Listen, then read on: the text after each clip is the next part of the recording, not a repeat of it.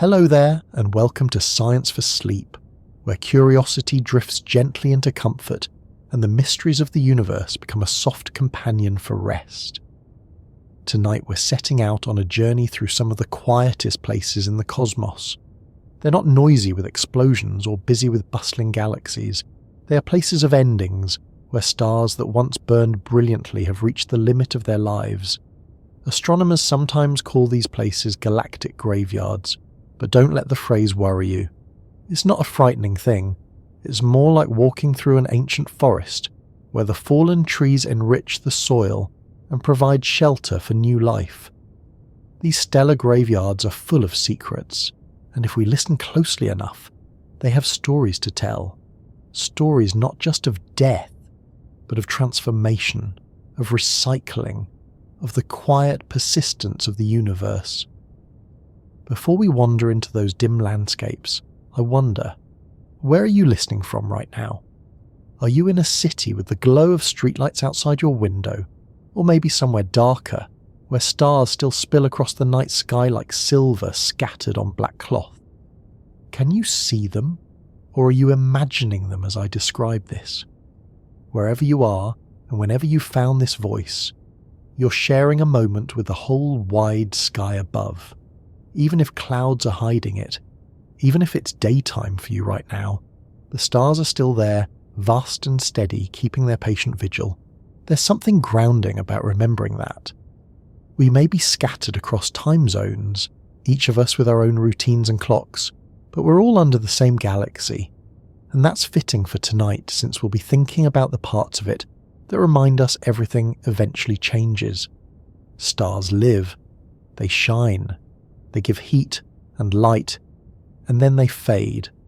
The universe, in its own quiet way, keeps track of those changes. So, if you're here looking for calm, maybe a gentle nudge towards sleep, I'd be grateful if you let this moment be part of your evening. And if you do enjoy this quiet journey, if it helps, I'd love if you gave the video a like or subscribed. It helps more people stumble into this sleepy corner where curiosity and rest don't have to compete. Now, let's slow down a little further.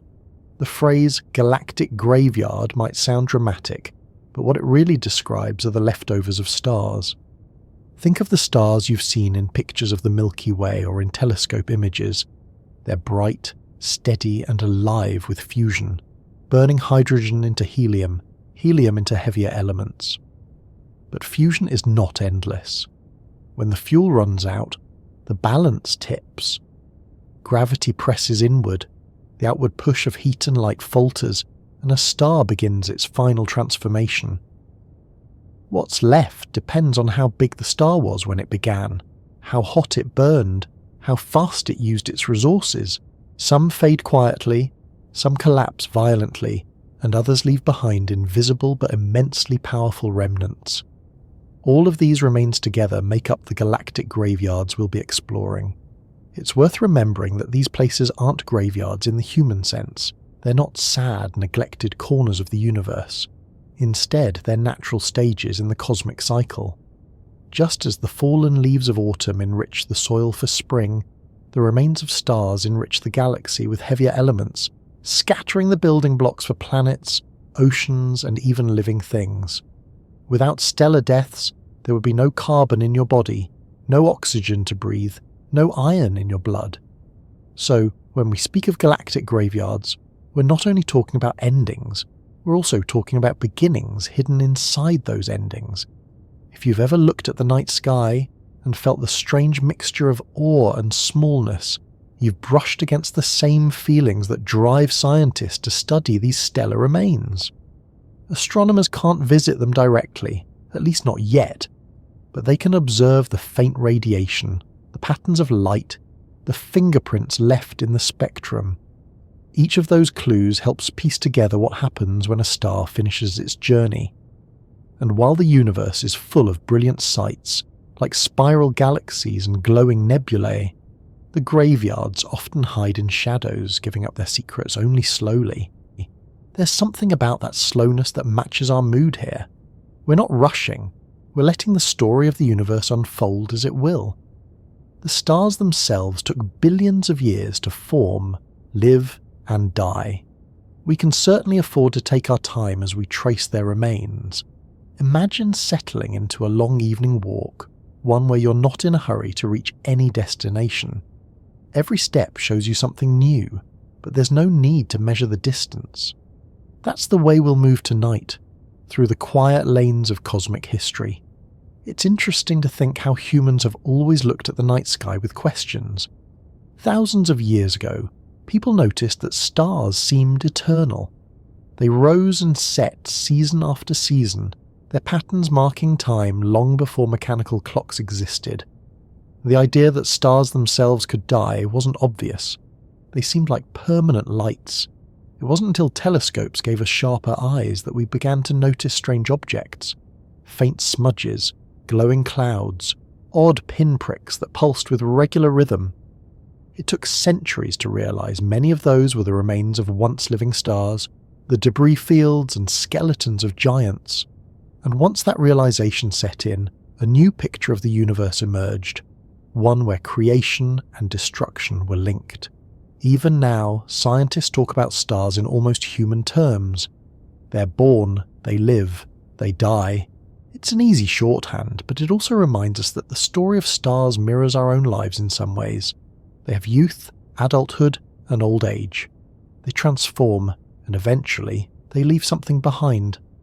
Of course, their scale is unimaginably larger, but the pattern feels familiar. That might be part of why the phrase galactic graveyard resonates with us.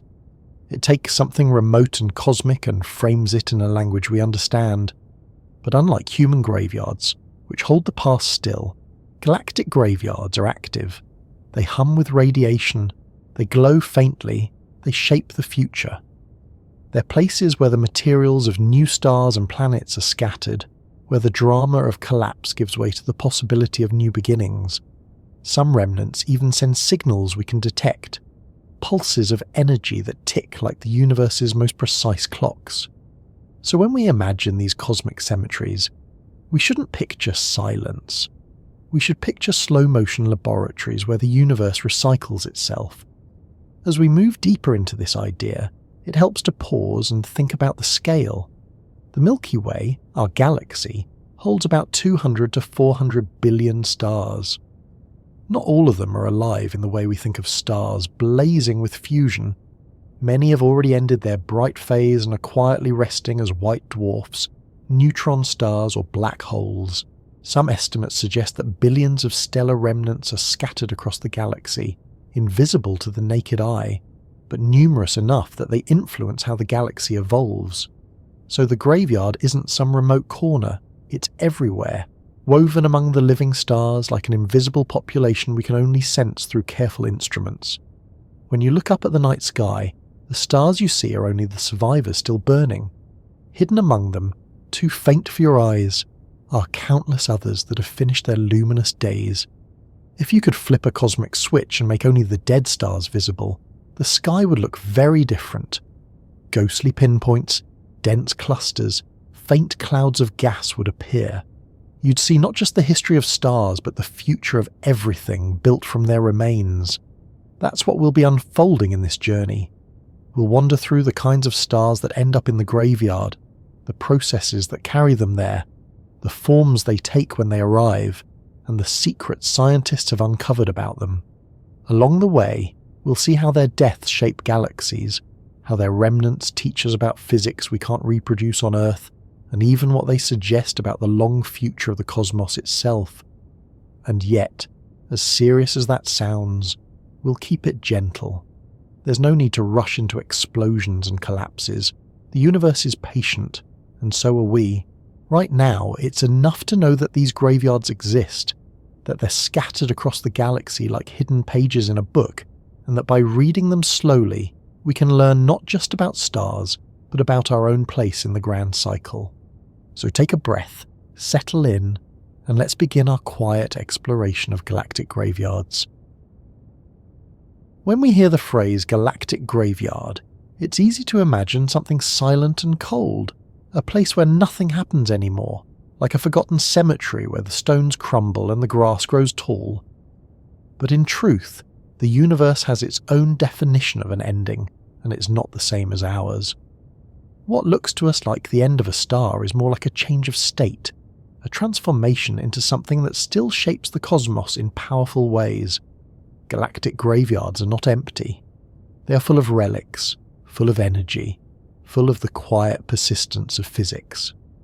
Imagine for a moment walking through a city after a long day. The lights in some windows are still on, but many have gone dark. People are still inside, but they are resting, their homes quiet, their routines paused. In a way, that's what a galaxy is like when you think about its graveyards. Some stars are still active, blazing like the lit windows, but many others have gone quiet. Their fusion furnaces have gone out, yet they still remain, shaping the neighbourhood, affecting the gravity, seeding the future. These quiet residents are what make up the galactic graveyard. The first thing to understand is that not all stars end their lives in the same way. The size of a star, its mass, is the single most important factor that decides its fate. Small stars like our Sun eventually run out of hydrogen, swell into red giants, and then shed their outer layers into space. What's left behind is a small dense core called a white dwarf. Medium-sized stars may follow similar paths, but with slightly different endpoints. The most massive stars, the real giants of the stellar world, end their lives much more violently in spectacular supernova explosions that leave behind either neutron stars or black holes. Each of these outcomes adds to the population of the galactic graveyard. The phrase "whisper of endings" fits here because these stellar remnants don't shout their presence. A living star is bright, easy to spot across light years of space. A dead star, on the other hand, can be very hard to detect. White dwarfs are faint, glowing only with the residual heat of what they once were. Neutron stars, though incredibly dense, are small, just about the size of a city, and unless they emit pulses of radiation, they are almost invisible. Black holes, of course, are the ultimate in hidden objects, detectable only by the effect they have on nearby matter or the way they bend light. So the graveyard isn't marked by obvious headstones. It's marked by absence, by faint signals, by the quiet tug of gravity. Scientists have become very good at listening to these whispers. Telescopes that detect X-rays, gamma rays, and radio waves can pick up the signals of stellar remnants.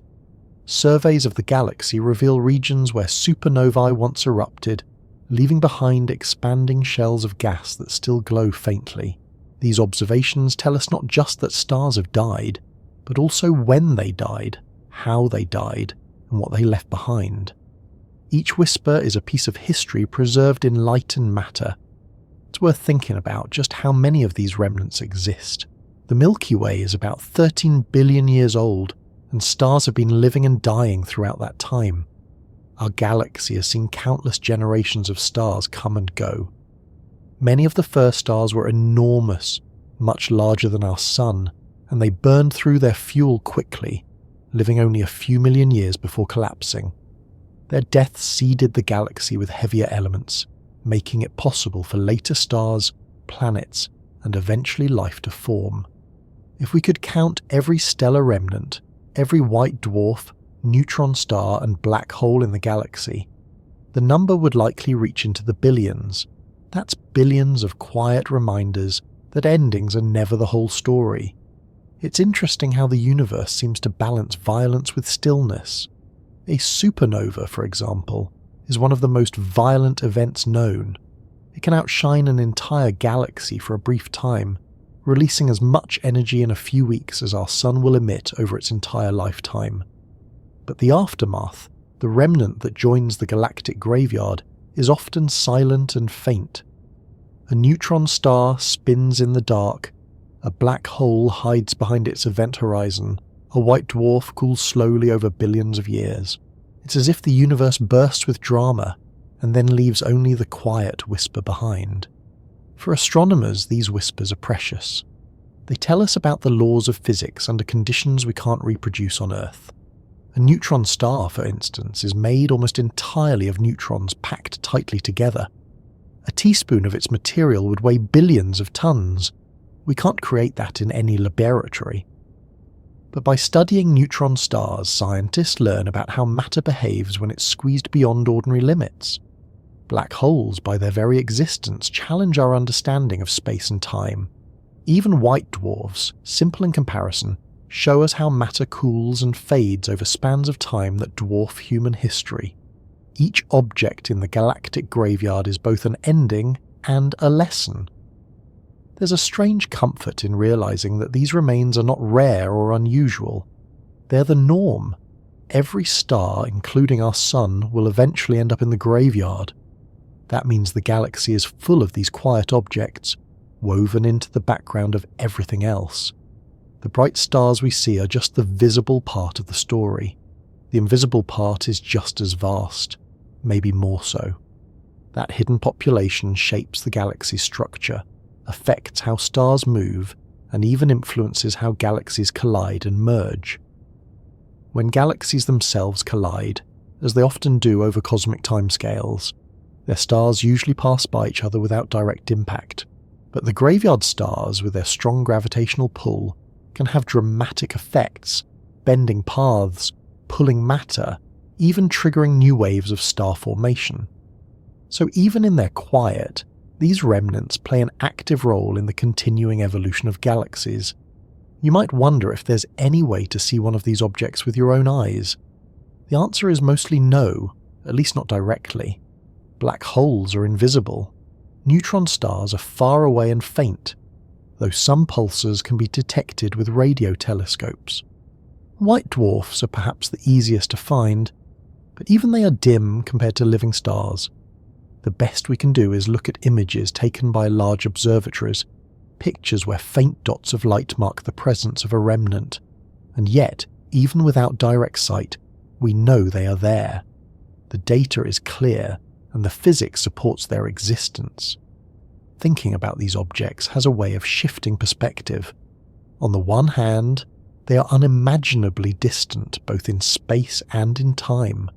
On the other hand, they are directly connected to us. The atoms in our bodies, the oxygen we breathe, the calcium in our bones, the iron in our blood, all of it was forged in stars that lived and died long before the sun was born. Their death seeded the raw materials that eventually formed Earth and everything on it.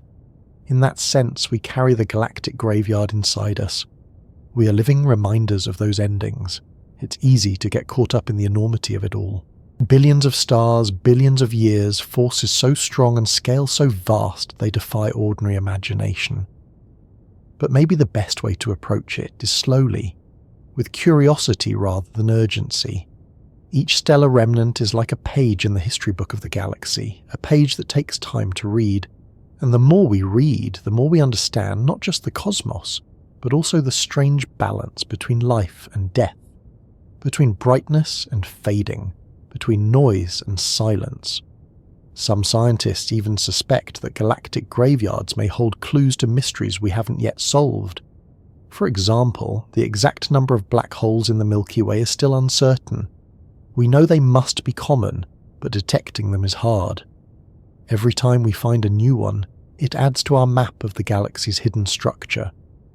There are also questions about how neutron stars behave at their cores, whether exotic forms of matter exist inside them, forms we've never seen on Earth.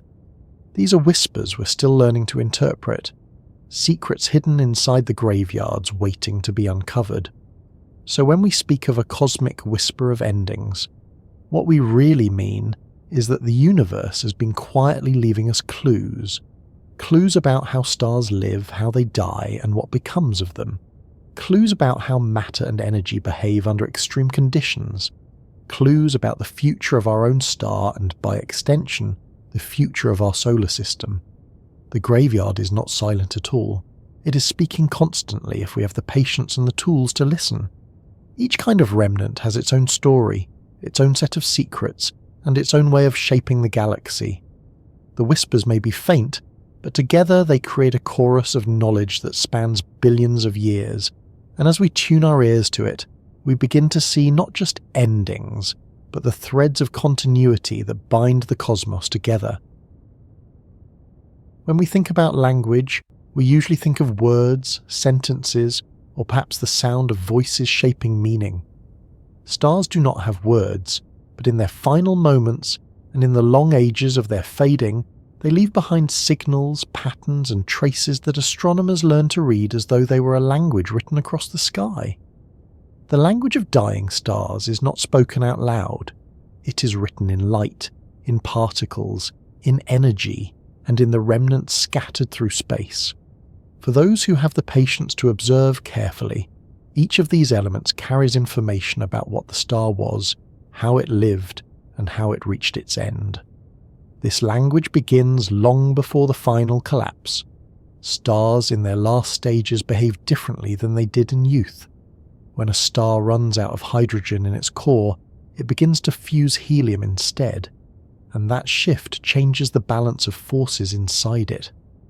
The outer layers expand, the temperature on the surface drops, and the star swells into what we call a red giant, or, for the most massive ones, a red supergiant.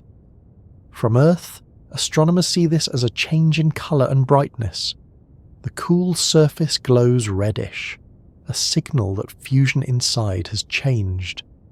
That redness is part of the star's last words, a way of saying that its life is shifting into a new phase. For the most massive stars, the signals become even more dramatic. These giants go through rapid cycles of fusing heavier and heavier elements. Carbon, oxygen, silicon, and even iron begin to form in the core. The outer layers tremble and swell. Some stars even shed huge amounts of material into space before the end. From Earth, this can look like sudden changes in brightness or burst of energy. Astronomers who track these stars over time learn to recognize the signs, the language of instability, that tells them a star is nearing the end of its main life. When the final collapse comes, the language becomes explosive. A supernova is the ultimate punctuation mark in a star's life story. For weeks, sometimes months, it outshines the entire galaxy. The light curves, the spectra, and the shock waves all carry messages. By studying the shape of the light curve, how quickly it brightens, how long it stays at peak, and how it fades, scientists can tell what kind of star exploded, how massive it was, and what elements were produced in the blast.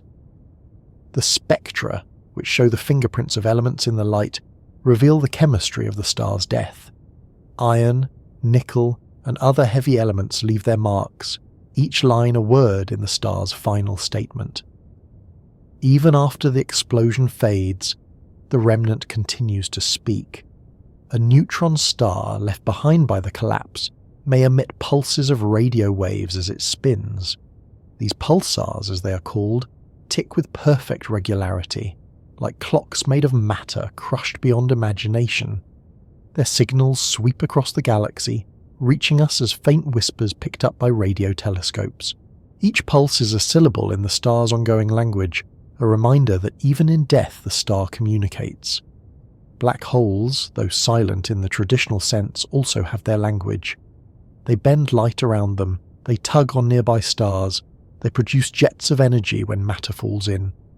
These behaviours are not words, but they are unmistakable signs.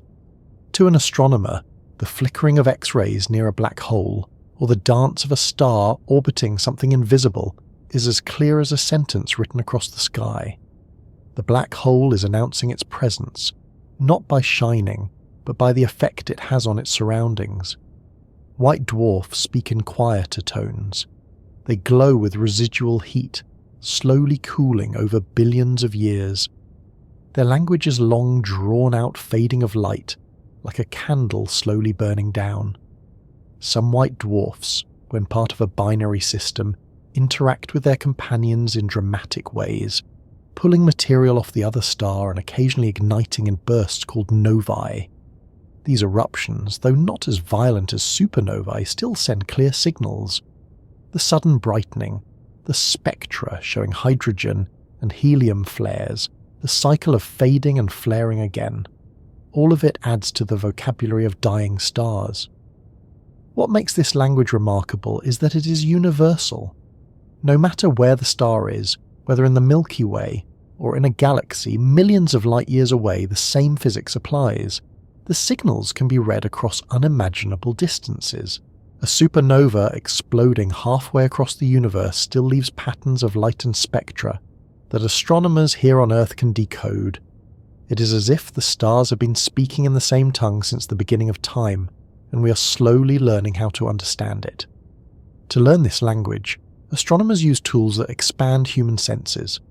Our eyes can only see a narrow band of light, but stars speak across the entire electromagnetic spectrum. Radio waves, microwaves, infrared, visible light, ultraviolet, X-rays, gamma rays, all carry parts of the message. Radio telescopes pick up the slow rhythms of pulsars.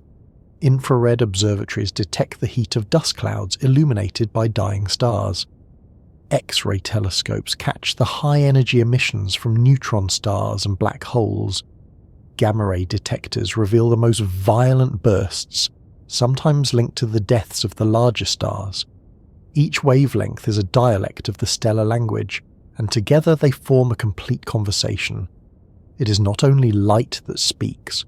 Particles themselves carry messages. Neutrinos, for example, are ghostly particles that pass through matter almost without interacting. When a supernova occurs, a flood of neutrinos escapes from the collapsing core. In fact, most of the energy of a supernova leaves in the form of neutrinos, not light. On Earth, vast underground detectors filled with water or other materials can occasionally catch a few of these particles. When they do, they provide direct information about the processes inside the star at the moment of collapse. In 1987, a supernova in a nearby galaxy sent a burst of neutrinos that was detected here, offering a rare glimpse into the core of a dying star. That was like hearing the star speak in a language almost no one can hear, a private message from deep inside the explosion. Gravitational waves are a newer part of this cosmic language. When two neutron stars merge, or when a black hole swallows another object, ripples in space-time itself spread outward. These waves were first detected only a few years ago, but already they have opened a new way of listening to the universe. They are not light, not sound, not particles, but distortions of space and time.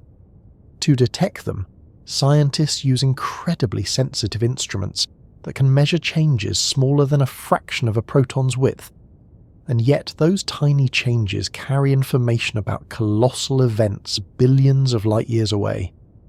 When we hear gravitational waves, we are literally feeling the universe tremble with the language of dying stars. All of these signals taken together create a kind of grammar. The brightness of the light, the shape of the curve, the lines in the spectrum, the pulses of radio waves, the bursts of neutrinos, the ripples of gravitational waves, each has meaning. By learning to read them, astronomers reconstruct the lives and deaths of stars. It is a painstaking process, but it allows us to know details that would otherwise be forever hidden. How massive the star was, how fast it spun, what elements it produced, how violently it collapsed. All of this can be inferred from the language it left behind. What is perhaps most striking is how this language ties us to the past. Light from a dying star can take thousands, even millions of years to reach us. When we observe it, we are seeing not the present, but the past. Every supernova we detect is a story already long concluded, its signals travelling through space until they finally reach our telescopes. In a way, we are archaeologists of the sky, piecing together ancient events from the fragments that arrive in our detectors. The stars have been speaking for billions of years, and only recently have we learned to listen with enough care to understand. This perspective also highlights how patient the universe is. The fading of a white dwarf takes billions of years. The spin of a pulsar may last millions. Black holes can persist for longer than the age of the universe itself. The language of dying stars is not rushed. It is stretched out across spans of time so vast they make human history look like a flicker.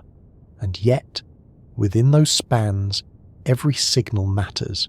Every burst, every pulse, every curve of light is another sentence in the long conversation.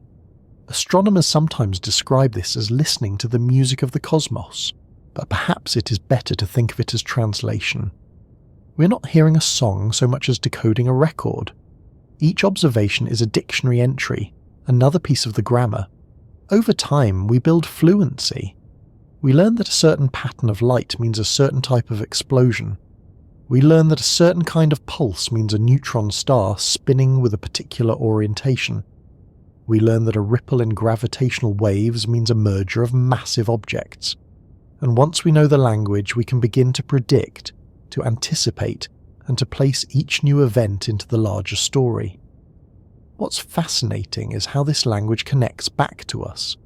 The elements in our bodies, the carbon, nitrogen, oxygen, iron, all of these were once signals in a star's language. They were produced in the fusion furnaces, released in the explosions, scattered into space. The very atoms that make us were once part of the final statements of stars. So when we study the language of dying stars, we are not studying something remote. We are studying the origins of ourselves, the messages that made life possible. And this is where the story continues to unfold, because the graveyards of stars are not final. They seed new clouds of gas, new generations of stars, new planets. Each death is also a message to the future, written not in words, but in elements, in radiation, in gravity. The galaxy itself reads this language as it evolves. We, as conscious beings, have the rare privilege of noticing it, of learning to translate it, and of finding meaning in its patterns. When we picture the end of a star, especially one far larger than our sun, we often imagine a quiet fading, a dimming until the light is gone. But in reality, the most massive stars do not go quietly. They leave with a burst so powerful it can be seen across galaxies, a sudden blaze of energy that briefly outshines everything around it. These events are called supernova, and they are among the most dramatic transitions in the universe. For astronomers, they are both destructive and creative, both violent and generous.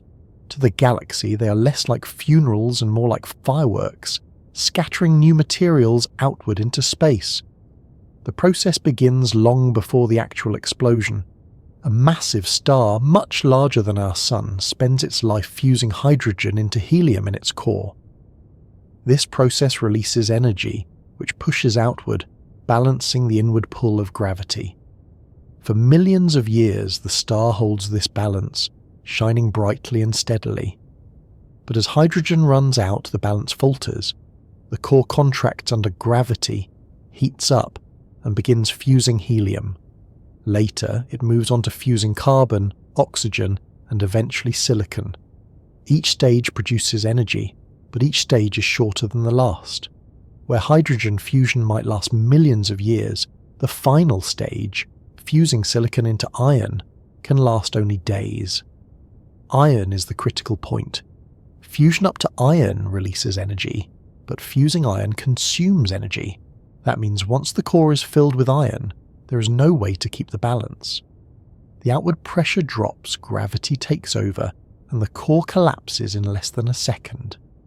The outer layers of the star, which had been supported by that core pressure, suddenly have nothing holding them up. They crash inward, hit the collapsing core, and rebound outward in a shockwave. In that instant, the star explodes. From Earth, what we see is a sudden increase in brightness. A star that might have been invisible to the naked eye can flare to become brighter than its entire host galaxy for a short time. In 1054, Chinese astronomers recorded such an event, noting a guest star that was visible in the daytime sky for weeks. Today we know that event created the Crab Nebula, the expanding cloud of gas and dust still visible with telescopes nearly 1,000 years later.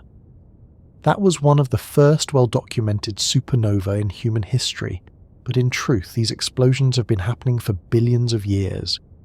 When astronomers observe a supernova, they measure the light curve, the way brightness changes over time. Some supernovae brighten quickly and fade over weeks, others remain bright for months. The details of this curve reveal information about the star's mass.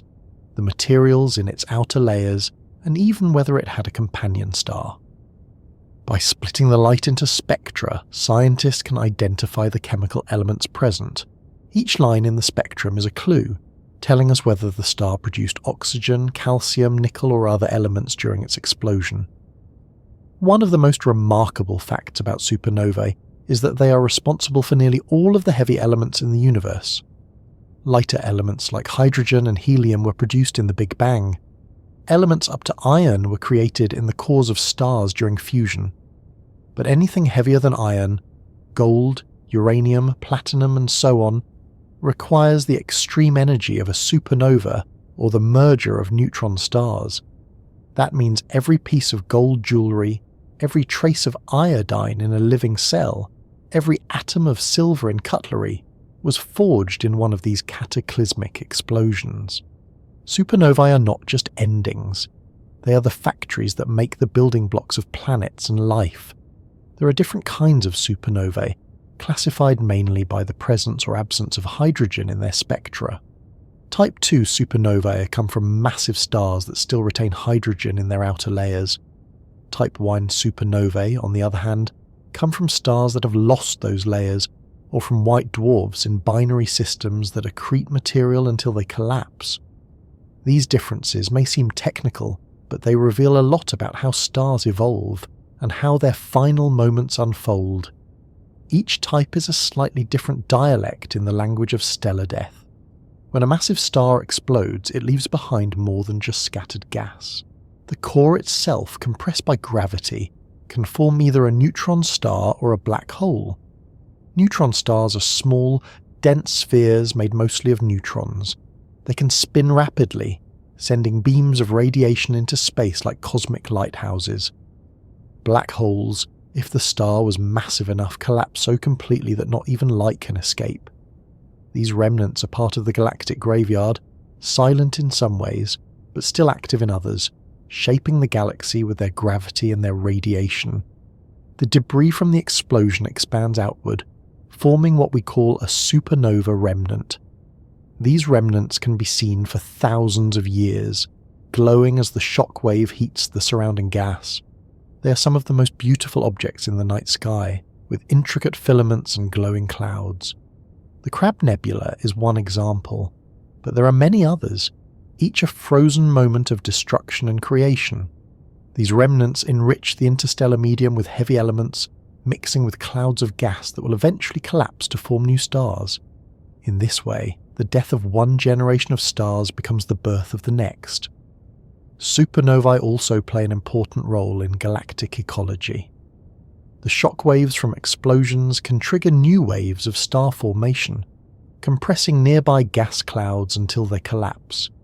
At the same time, they can also blow material out of the galaxy, shaping its evolution over billions of years. Without supernovae, galaxies would look very different. They would be less chemically rich, less dynamic, less capable of producing the variety of planets and systems we see today. For astronomers, supernovae are also useful as cosmic distance markers. Certain types, particularly type Ia supernovae, always reach the same peak brightness.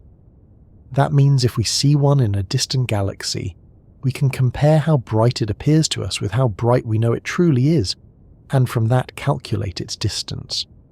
This method has been used to measure the expansion of the universe and even to discover dark energy, the mysterious force accelerating that expansion. In this way, the death of stars has helped us uncover the fate of the cosmos itself. The energy released in a supernova is almost impossible to grasp. In a few seconds, the explosion can release more energy than our sun will emit in its entire lifetime. The shock wave can travel at thousands of kilometers per second, spreading the star's outer layers across light years of space. Neutrinos stream out in vast numbers, carrying away most of the energy. For a brief moment, the star becomes the most luminous object in the universe. Then, just as suddenly, it fades, leaving behind only the remnant and the expanding debris. Even though supernovae are rare in any given galaxy, perhaps a few per century, they are so bright that we can see them in galaxies millions of light years away. Modern telescopes survey the skies every night looking for these sudden flares. When one is found, astronomers around the world turn their instruments toward it, capturing data before it fades. Each supernova adds to our understanding of stellar evolution, galactic chemistry, and cosmology. For those who study them, supernovae are both thrilling and sobering. Thrilling because they reveal physics at its most extreme, producing signals across the electromagnetic spectrum, as well as neutrinos and gravitational waves. Sobering because they remind us of the impermanence of stars, even the most massive and brilliant. No matter how long they burn, they too must end, and when they do, the galaxy is forever changed. Thinking about supernovae brings us back to our own place in the universe. Our sun is not massive enough to explode as a supernova. Its end will be quieter, as a red giant and then a white dwarf.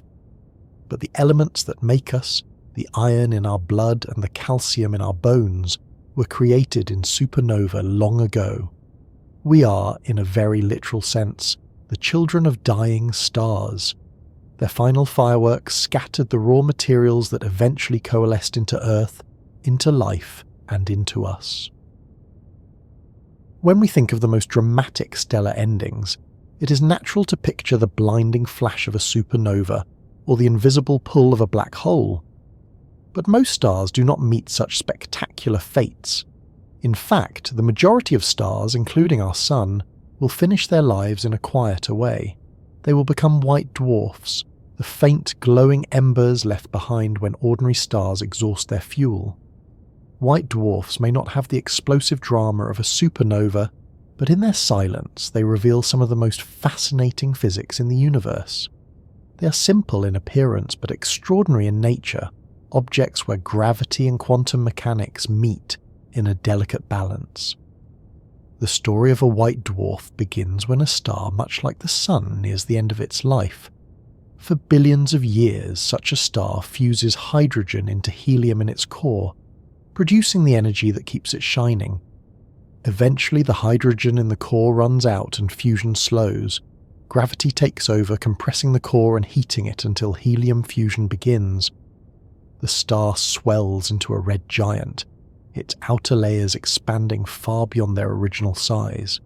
For the Sun, this phase will come in about 5 billion years, and its outer layers will extend far enough to swallow Mercury and perhaps even Venus. During the red giant phase, the core continues to shrink and heat, while the outer layers become unstable and eventually drift away into space. These layers form what we call a planetary nebula, a glowing shell of gas lit by the hot core at the centre. The nebula lasts only tens of thousands of years, a brief moment compared to the star's long life, but it leaves behind a striking image of symmetry and colour when seen through telescopes.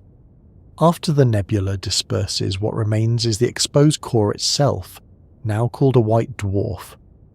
At first glance, a white dwarf seems unremarkable. It is small, about the size of Earth, but with a mass comparable to the Sun. That means it is incredibly dense. A teaspoon of its matter would weigh tons. What holds it up against its own gravity is not fusion, which has ended, but a strange property of matter known as electron degeneracy pressure. According to quantum mechanics, electrons cannot all occupy the same state. When matter is compressed beyond a certain point, the electrons resist further squeezing. That resistance creates pressure, enough to balance the pull of gravity and keep the white dwarf stable. It is a star supported not by burning fuel, but by the laws of quantum physics. This balance has limits. The maximum mass a white dwarf can have and still be stable is about 1.4 times the mass of the Sun. This is known as the Chandrasekhar limit, named after the astrophysicist Subrahmanyan Chandrasekhar, who calculated it in the 1930s when he was only in his 20s. If a star's core is heavier than that, it cannot remain a white dwarf. Instead, it collapses further to become a neutron star or a black hole. But for stars less massive than that, which includes most of the stars in the universe, the white dwarf stage is the final resting place. When newly formed, a white dwarf is extremely hot, with temperatures of over 100,000 degrees Celsius at its surface. But with no fusion to generate new energy, it gradually cools over time.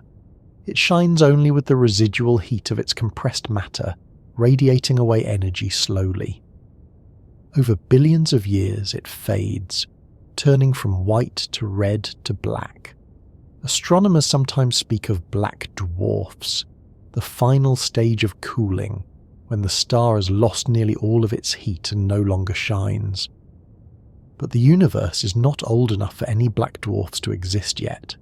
Even the oldest white dwarfs are still glowing faintly because the cooling process takes longer than the current age of the cosmos. Despite their quiet appearance, white dwarfs are far from boring. They serve as laboratories for physics under extreme conditions. The pressure inside them is millions of times greater than anything we can produce on Earth. Their matter is arranged in unusual ways, with nuclei packed closely together and electrons behaving as a quantum gas.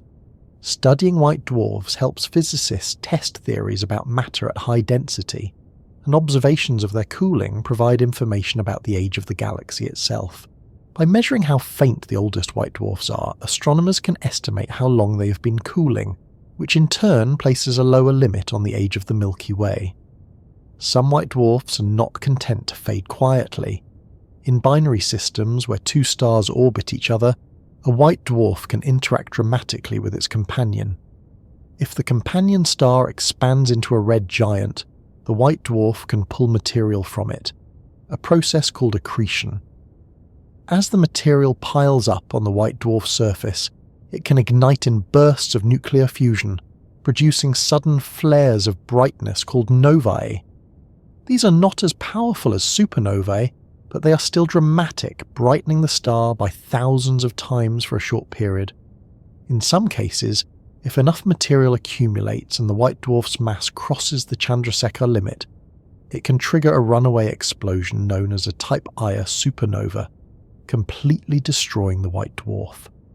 These events are critical tools for astronomy because they have consistent brightness, making them reliable markers for measuring cosmic distances. The diversity of behaviours among white dwarfs makes them more than just stellar leftovers. Some spin rapidly, their light varying as they rotate. Others have magnetic fields millions of times stronger than Earth's. A few have atmospheres enriched with unusual elements, evidence of material accreted from companions or even from disrupted planets. Observations of these atmospheres sometimes reveal signatures of heavy elements like calcium or iron, which would normally sink into the dense interior. The presence of these elements suggests that the white dwarf has pulled in debris from its surroundings, possibly the remains of planetary systems once orbiting the original star. In this way, white dwarfs become forensic tools, offering clues about the fates of planets and even the potential futures of systems like our own. Our sun will one day become a white dwarf, and thinking about that future brings both perspective and comfort. The sun will expand into a red giant, shedding its outer layers, and leave behind a hot core. For billions of years afterward, it will shine faintly as a white dwarf, gradually cooling. Earth will not survive the red giant phase, but the white dwarf's sun will remain, a small, dense reminder of the star that once sustained life. It will no longer be the centre of a planetary system as we know it, but it will continue to exist, silently glowing in the galactic graveyard. White dwarfs also help us understand stellar populations in general. By studying their distribution and cooling rates, astronomers can trace the history of star formation in the galaxy. The faintest white dwarfs tell us about the earliest generations of stars, while the brighter ones represent more recent deaths. This record provides insights into how the Milky Way has evolved over billions of years. They are not just individual objects, but part of a larger pattern, each one a data point in the story of the galaxy. Although they are faint compared to living stars, white dwarfs are surprisingly common. Estimates suggest that most stars in the Milky Way will end their lives this way. That means billions upon billions of white dwarfs exist, scattered throughout the galaxy, hidden among the brighter points of light we see. They are difficult to spot with the naked eye, but telescopes can reveal them, often as faint companions to brighter stars. In some cases, they are discovered when their gravity affects nearby objects, tugging slightly on companions or bending light from background stars. These subtle effects reveal their presence, even when their faint light does not. There is also something humbling about their longevity. While human history spans only a few thousand years, white dwarfs persist for billions, cooling slowly but steadily. Some of the white dwarfs we observe today are nearly as old as the galaxy itself. They have been fading quietly since long before Earth formed, and they will continue to fade long after our planet is gone. In a sense, they are some of the most enduring witnesses of cosmic history, holding within them records of processes that shaped the universe. The physics of white dwarfs has inspired generations of scientists. When Chandrasekhar first calculated the limit that bears his name, he faced skepticism from leading physicists of his time, including Arthur Eddington. The idea that a star could collapse beyond the white dwarf stage seemed too radical. But over time, observations confirmed his prediction, showing that stars more massive than the limit must indeed collapse further into neutron stars or black holes. Chandrasekhar's work helped open the path to modern astrophysics, demonstrating how deeply the laws of quantum mechanics and relativity intertwine in the lives of stars. Thinking about white dwarfs also invites reflection on what it means for something to end. We often imagine endings as abrupt or absolute, but in the case of stars, endings are gradual. A white dwarf is not the sudden silence of a collapsed core. It is a slow, steady fading, a transition that takes longer than the lifetime of entire civilizations. In that sense, white dwarfs remind us that endings can also be drawn out, giving time for reflection, time for transformation, time for quiet persistence. Astronomers continue to discover new details about these faint remnants. Surveys that scan the sky with increasing precision are identifying more white dwarfs than ever before, cataloguing their temperatures, compositions, and ages. Some discoveries challenge existing models, suggesting that white dwarfs may crystallize as they cool, forming solid interiors of carbon and oxygen under immense pressure. This process, like the freezing of water into ice, releases energy and slows the cooling, creating subtle patterns in the population of observed white dwarfs. Detecting such patterns confirms theoretical predictions and deepens our understanding of matter under extreme conditions. In the wider context of galactic graveyards, white dwarfs form the largest population. They may lack the drama of supernovae, but they more than make up for it in number and persistence. They are the ordinary star's final contribution to the cosmos, a quiet but enduring reminder of the cycle of birth and death that shapes the galaxy. Each one is a faint ember, glowing with the last warmth of a life once lived, slowly releasing that heat into the vastness of space. When the most massive stars reach the end of their lives, the fireworks of a supernova mark the moment when the core collapses and the outer layers are thrown into space. But the story does not stop with the explosion. Deep inside, what is left behind is a remnant so dense, so strange, that it stretches the limits of what matter can be. These remnants are neutron stars, and they represent one of the most extreme states of matter in the universe. They are not as silent as white dwarfs, nor as invisible as black holes. Instead, they continue to speak across space through beams of radiation, bursts of energy, and gravitational tugs that reach far beyond their small size. To picture a neutron star, it helps to start with its scale. A typical neutron star has a mass greater than that of the Sun, but compressed into a sphere only about 20 kilometers across. That is roughly the size of a city. Imagine the Sun, with all of its heat and light and gravity, squeezed down into something that could fit inside the metropolitan area of a large urban centre. The density is beyond ordinary comprehension. A teaspoon of neutron star material would weigh billions of tons. Matter inside is no longer made of atoms in the way we know them. Electrons and protons have been forced together by crushing gravity, leaving behind a sea of neutrons packed tightly together. This state of matter is stabilized by the laws of quantum mechanics, specifically the pressure that arises when neutrons are crowded too close. Just as electrons provide degeneracy pressure in white dwarfs, neutrons provide a similar resistance here. The balance between that pressure and gravity defines the neutron star. If the mass is too great, even neutron degeneracy pressure cannot hold it up, and the star collapses further into a black hole. But for stars above the Chandrasekhar limit yet below that higher threshold, the neutron star is the final result. The surface of a neutron star is unlike anything we can imagine experiencing. Gravity is so intense that standing on it, if such a thing were possible, would be impossible in any ordinary sense. A human being would be crushed instantly. Even atoms themselves cannot survive at the surface. Electrons are stripped away, and the nuclei are pressed into a thin crust of exotic matter. Above the surface, the magnetic field is millions to trillions of times stronger than Earth's. These magnetic fields funnel particles, accelerate them to incredible speeds, and generate beams of radiation that sweep through space. When these beams point toward Earth, we observe them as pulsars, objects that flash with astonishing regularity.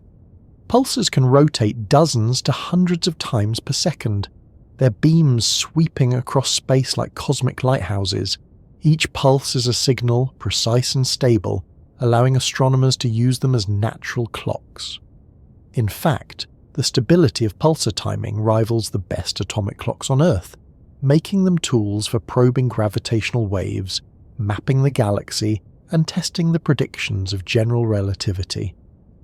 What began as the strange behavior of a collapsing star has become one of the most valuable tools in astrophysics. The discovery of pulsars in the late 1960s marked a turning point in our understanding of neutron stars. At first, the regular pulses were so precise that some astronomers wondered if they might be artificial signals, perhaps evidence of extraterrestrial intelligence. The first pulsar was even nicknamed LGM-1, short for Little Green Men. But as more pulsars were found, the natural explanation became clear. These were neutron stars, spinning rapidly, their beams of radiation sweeping past Earth with clock-like precision. The Little Green Men hypothesis faded, but the awe remained. We had discovered a new class of object, something that was neither a star in the ordinary sense nor a black hole, but something entirely its own. Neutron stars are not uniform. Their rotation rates, magnetic field strengths, and emission properties vary widely. Some rotate incredibly fast, hundreds of times per second, and are known as millisecond pulsars. These often acquire their speed by stealing material from a companion star, a process that transfers angular momentum and spins them up. Others rotate more slowly, once every few seconds, but still produce powerful beams. Some neutron stars have magnetic fields so strong they are classified as magnetars. These fields can trigger bursts of X-rays and gamma rays so intense they momentarily outshine every other X-ray source in the sky.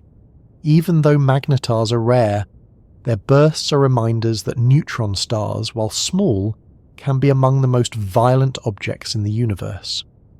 What lies inside a neutron star remains one of the great mysteries of physics. The pressures and densities are far beyond what can be reproduced in laboratories.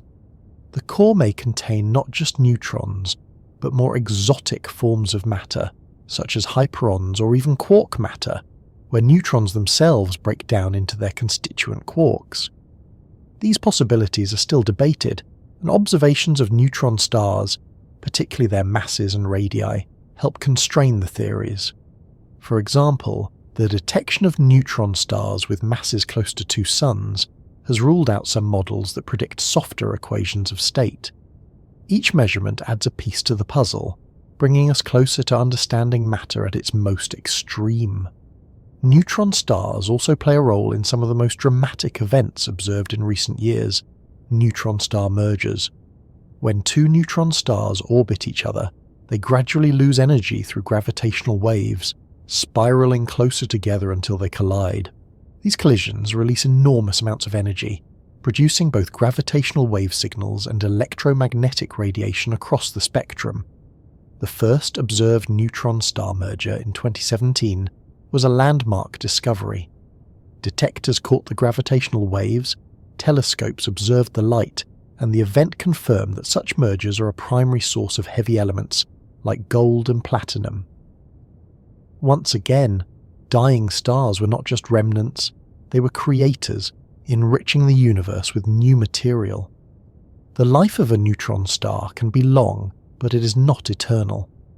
Over millions to billions of years, its rotation slows, its magnetic field decays, and its emissions fade.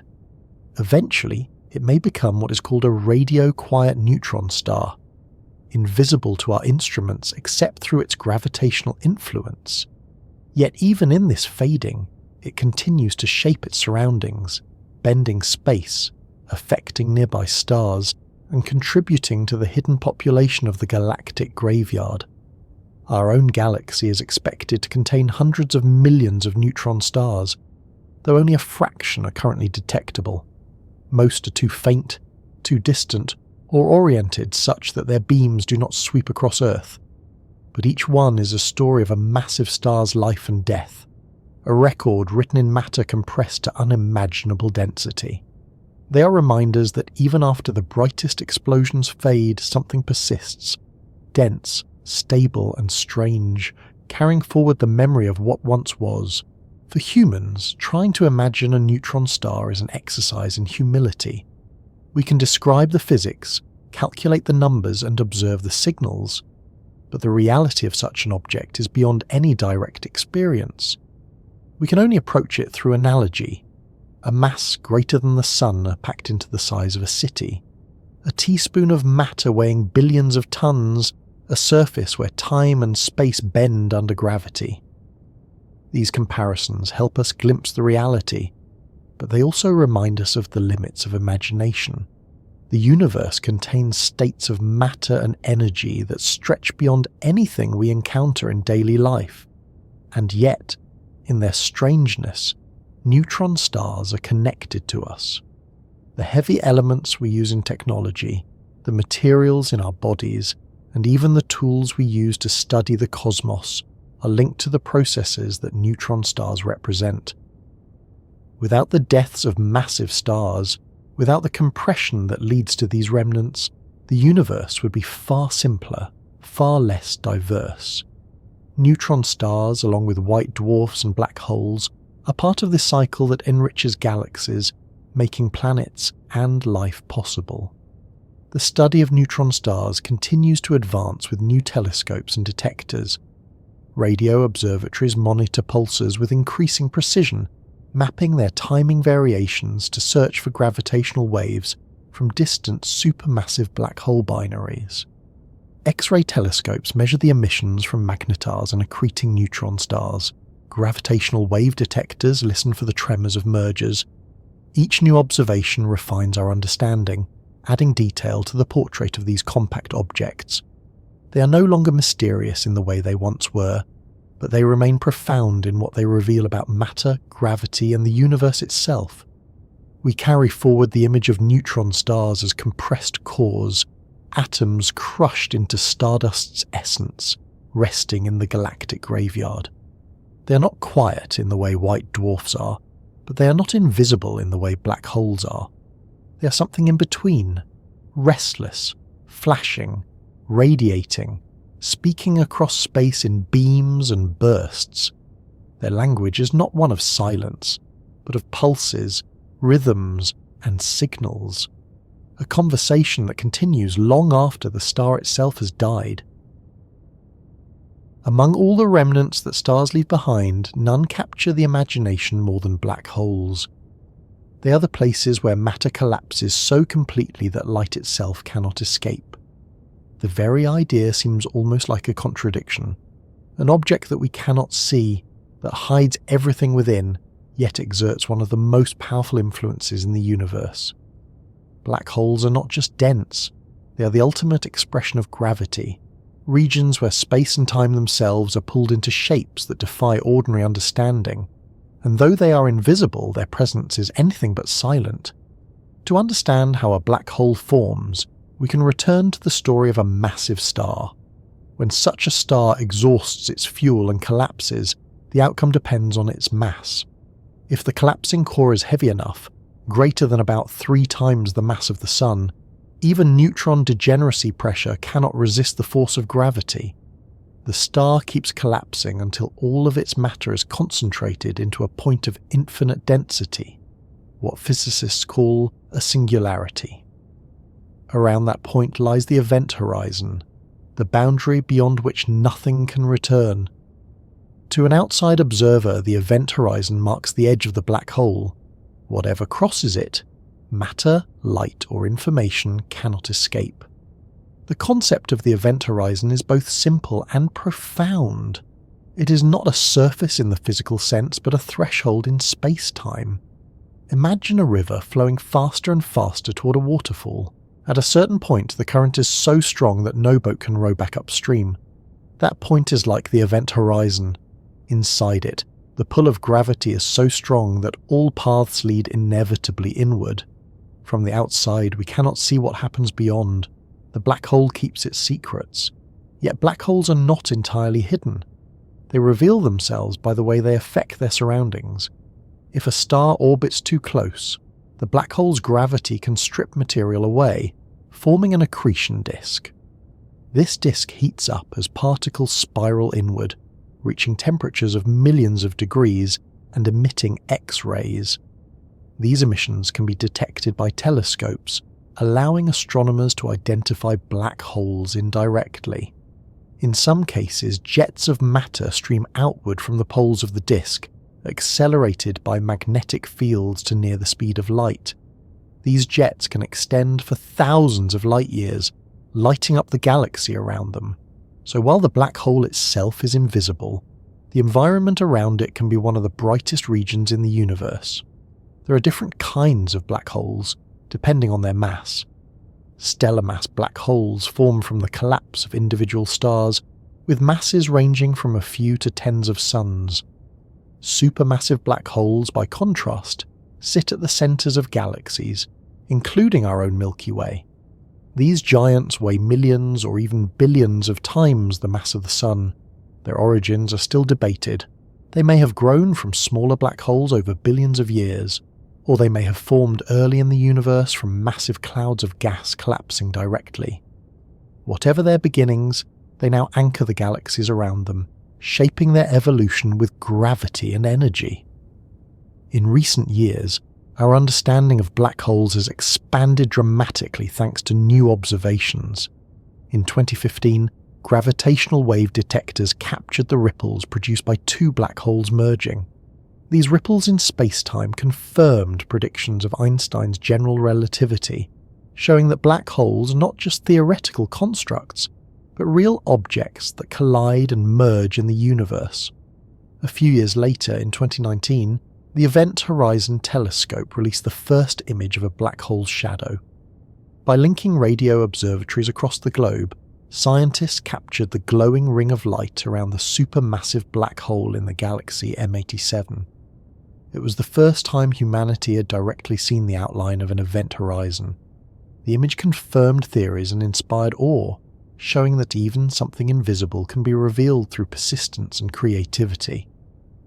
Black holes also challenge our understanding of physics in profound ways. At the singularity, where matter is crushed to infinite density, our current theories break down. General relativity, which describes gravity, cannot fully explain what happens there, and quantum mechanics, which governs the very small, cannot be reconciled with it. Black holes are the meeting point of these 2 great theories, and solving their contradictions is one of the biggest challenges in modern physics. Some ideas suggest that new states of matter or new laws may emerge inside black holes, but for now, those remain mysteries hidden behind the event horizon. Even outside the singularity, black holes have surprising properties.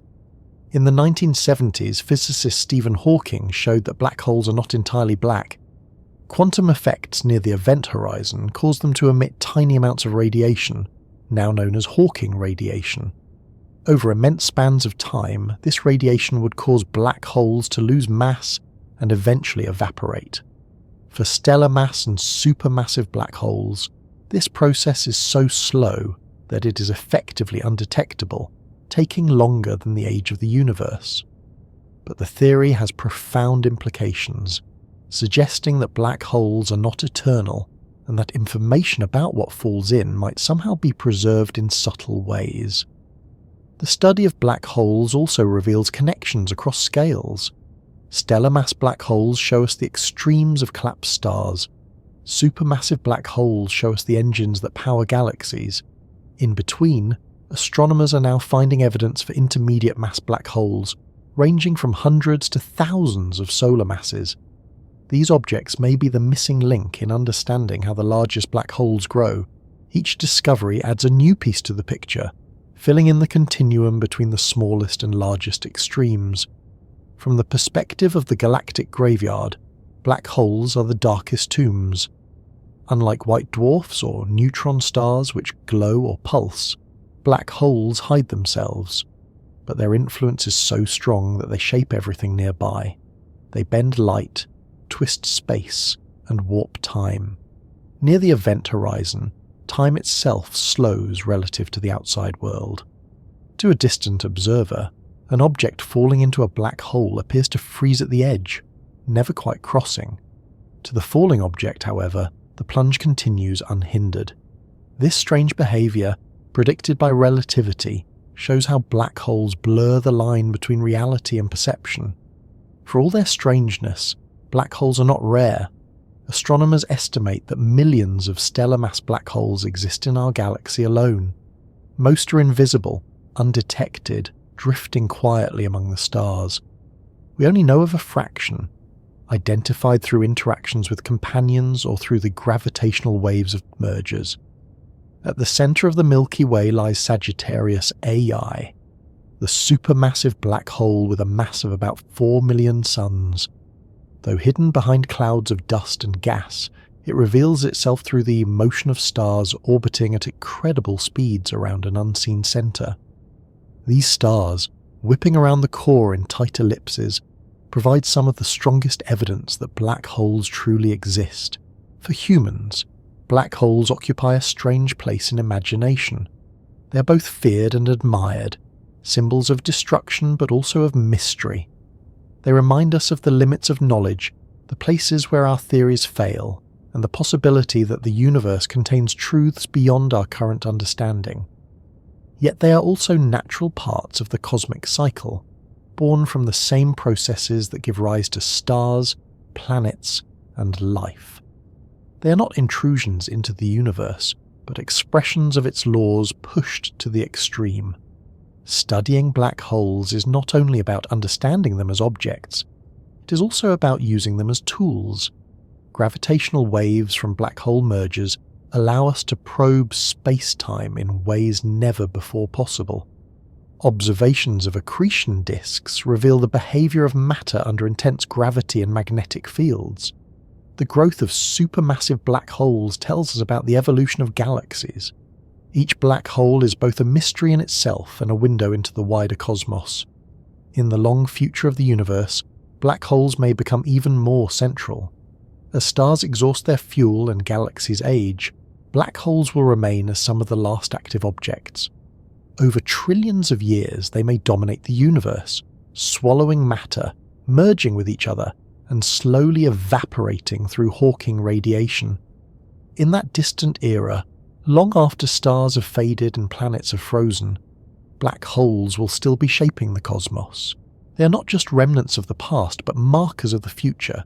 And so, as we linger in the galactic graveyard, black holes stand as the most enigmatic of the remains. They are the places where time and light collapse together, where the ordinary rules of physics are stretched beyond recognition, and where the universe keeps some of its deepest secrets. Yet even in their darkness they connect to us, through the elements they helped scatter, the galaxies they helped form, and the signals we now use to study them. When we think about archaeology on Earth, we usually picture people digging carefully through layers of soil, uncovering fragments of pottery, bones, or tools. Each layer tells a story of what once was, allowing us to reconstruct the lives of those who came before us. In the universe, we cannot pick up shovels and dig into stars or galaxies, but we do something remarkably similar. By studying stellar remnants, white dwarfs, neutron stars, and black holes, we uncover the history of the cosmos. These objects are like fossils, preserving evidence of the processes that shaped the galaxy long before humans existed. They are not just remnants of stars, they are archives, libraries written in matter and energy, waiting for us to decode them. The comparison to archaeology is not just poetic. When archaeologists uncover ancient structures, they do not see a complete city or a whole civilization. They see fragments, traces, and layers that must be interpreted. In the same way, when astronomers study remnants, they often see only partial signals. Faint light from a cooling white dwarf, pulses from a distant neutron star, gravitational effects that reveal a hidden black hole. These signals are incomplete by themselves, but when pieced together, they reconstruct the story of stellar lives and deaths. Each remnant is a shard of evidence, and together they form a mosaic of cosmic history. One way stellar remnants serve as archaeological tools is through their cooling rates. White dwarfs, for instance, cool in predictable ways. By measuring their temperatures and luminosities, astronomers can estimate how long they have been cooling. Groups of white dwarfs, when studied together, form what is called a cooling sequence. This sequence acts like tree rings in ancient wood, providing a record of ages. By comparing white dwarf cooling sequences in different regions of the Milky Way, scientists can estimate when those regions form stars most actively. In this way, white dwarfs become timekeepers, silent witnesses that preserve a record of stellar generations. Neutron stars offer another form of evidence. Their rapid spins and strong magnetic fields allow them to act like cosmic clocks.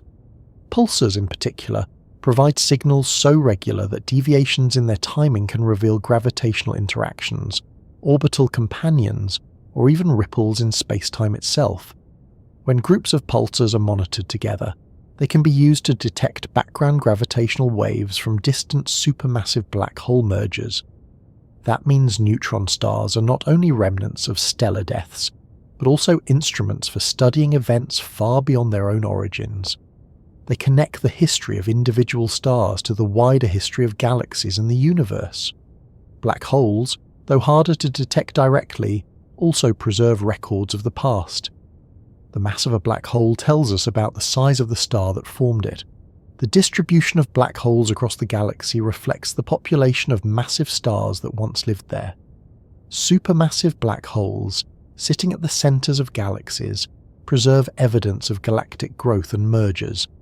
Their masses correlate with the properties of the galaxies around them, suggesting that black holes and galaxies co-evolve. By studying these giants, astronomers uncover the archaeological record of galactic evolution, learning how galaxies formed, merged, and changed over billions of years. Supernova remnants, the expanding clouds of gas left after massive explosions, also serve as archives. Their shapes, compositions, and expansion rates preserve information about the explosions that created them. By analysing the chemical composition of these remnants, scientists can determine what elements were produced and how they were distributed. Each filament of gas is a piece of evidence, a clue about the processes that forged the heavy elements. These remnants not only tell us about the stars that died, but also about the enrichment of the interstellar medium, the seeding of future stars and planets. The archaeological nature of stellar remnants extends even to planetary systems. Some white dwarfs show evidence of heavy elements in their atmospheres, elements that should have sunk into the star's interior long ago. The presence of these elements indicates that the white dwarf has accreted material recently, likely from disrupted asteroids or planets. In other words, by studying polluted white dwarfs, astronomers are uncovering the remains of planetary systems that no longer exist. These findings allow us to reconstruct the architectures of systems destroyed billions of years ago, offering hints of what may one day happen to our own. What makes this kind of archaeology remarkable is its scale. On Earth, Archaeology deals with thousands of years. In the cosmos, stellar remnants preserve billions of years of history. A white dwarf cooling quietly in the halo of the Milky Way may be nearly as old as the galaxy itself, recording the first generations of stars. A neutron star still pulsing after millions of years carries information about an explosion that predated human existence by vast spans of time. Black holes merging in distant galaxies send us signals that began their journey long before life arose on Earth. The timescales dwarf human history, but the principle is the same. Remnants preserve the past, and careful study allows us to recover it. Stellar archaeology also relies on populations, not just individuals. A single white dwarf can tell us about its own history, but a population of thousands reveals patterns. Are there more faint ones than bright ones? Do they cluster at certain temperatures? These distributions reveal when and where stars formed in the past. In the same way, studying populations of neutron stars shows us the frequency of supernova, while surveying black holes reveals the history of massive star formation. The collective record becomes richer than any single example, just as a collection of pottery fragments reveals more than one artifact alone. There is also a methodological parallel. Archaeologists must use indirect reasoning, interpreting what fragments mean in context. Astronomers do the same. They cannot travel to a neutron star or dig into a black hole. They must work with light curves, spectra, pulses, and gravitational effects. Each piece of data is like a shard of pottery, requiring careful analysis to fit into a larger narrative. Both fields demand patience, inference, and the willingness to accept that the record is incomplete. In some ways, stellar remnants are even more faithful recorders than human artifacts. A clay pot can break, a building can collapse, and a story can be lost to time. But a white dwarf cooling quietly preserves its age with precision. A pulsar spinning steadily keeps time for millions of years. A black hole's mass holds evidence of its origins long after the star that created it is gone. The durability of these cosmic remnants makes them some of the most reliable archives in existence. At the same time, they challenge us with mysteries. Not every white dwarf cools as expected. Some seem to crystallize, slowing their cooling. Not every neutron star behaves like a perfect clock. Some glitch, suddenly changing their spin rates.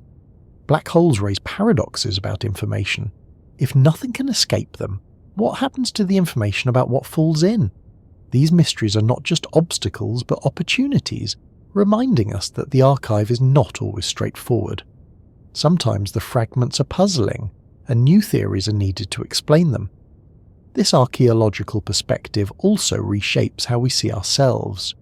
If stellar remnants preserve the history of the cosmos, then by studying them, we are connecting our brief human moment to a much larger timeline. We are uncovering the events that made our existence possible, the supernova that created the oxygen we breathe, the white dwarfs that seeded the galaxy with carbon, the black holes that shaped the growth of galaxies. Our own lives are linked to these remnants, because without their contributions, Earth would not exist. We are not separate from the galactic graveyard. We are products of it, descendants of the stars whose deaths are recorded in these cosmic fossils. As technology improves, our ability to do this kind of archaeology grows. Large sky surveys are cataloguing white dwarfs by the hundreds of thousands, providing statistical power to study their distributions. Pulsar timing arrays are reaching sensitivities capable of detecting gravitational waves from distant galaxies. The Event Horizon Telescope continues to refine its images of black hole shadows, probing the regions near event horizons. Each new observation adds detail to the record, filling in gaps and correcting earlier interpretations. It is as though the excavation is ongoing, layer after layer being revealed. The future of stellar archaeology may even extend beyond observation.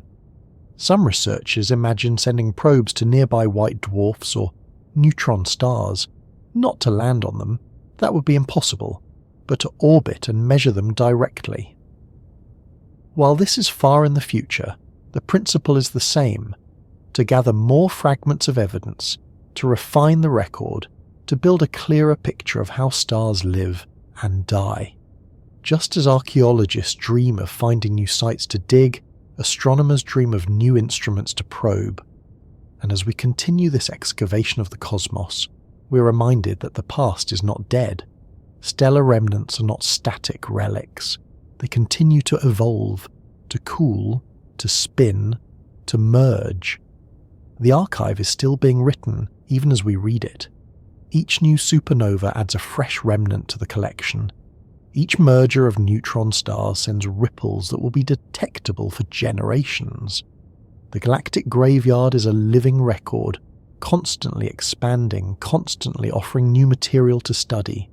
In this way, the study of stellar remnants is not just about endings, it is about continuity, about how the past flows into the present and shapes the future. The fossils of stars are not only evidence of what was, they are building blocks for what will be. The carbon in our cells, the metals in our technology, the very atoms that form our world, all are pieces of this record, passed down through cosmic generations. By studying stellar remnants, we are, in a sense, studying ourselves. When stars reach the end of their lives, they do not always vanish into silence right away.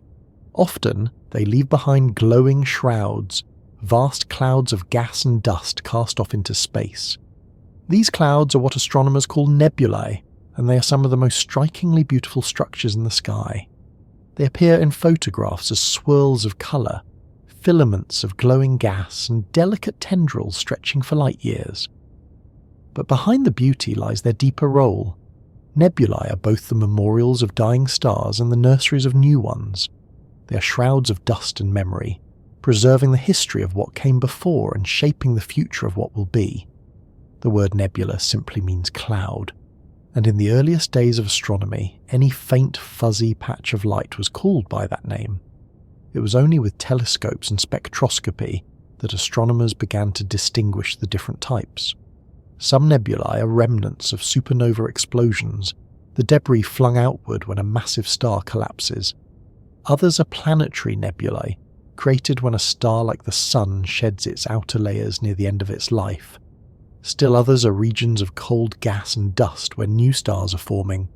Each kind of nebula is a different expression of the cycle of stellar life and death, a different page in the story of the galaxy. Planetary nebulae, despite their misleading name, have nothing to do with planets. The term comes from early observers who thought these round, disc-like clouds resembled planets through small telescopes. In reality, they are shells of gas expelled by dying stars. When a star like our Sun swells into a red giant, it becomes unstable and begins to lose its outer layers. Those layers drift away into space, glowing as they are ionized by the hot core left behind. The result is a planetary nebula, a glowing bubble surrounding a white dwarf. Over tens of thousands of years, the nebula expands and fades, dispersing into the interstellar medium. It is a short-lived but spectacular stage in the life of a star, a shroud of gas that carries the memory of its final breaths. Supernova remnants are another kind of nebula, and they are more violent in origin. When a massive star explodes, its outer layers are hurled outward at tremendous speeds. As they plough into the surrounding space, they heat up and glow, forming expanding shells of gas. The Crab Nebula is one of the best-known examples, created by a supernova observed nearly 1,000 years ago. Even today, the filaments of the Crab continue to glow, powered by the energy of a central neutron star. Each filament contains heavy elements forged in the explosion: oxygen, iron, calcium, and more, spread across light years of space.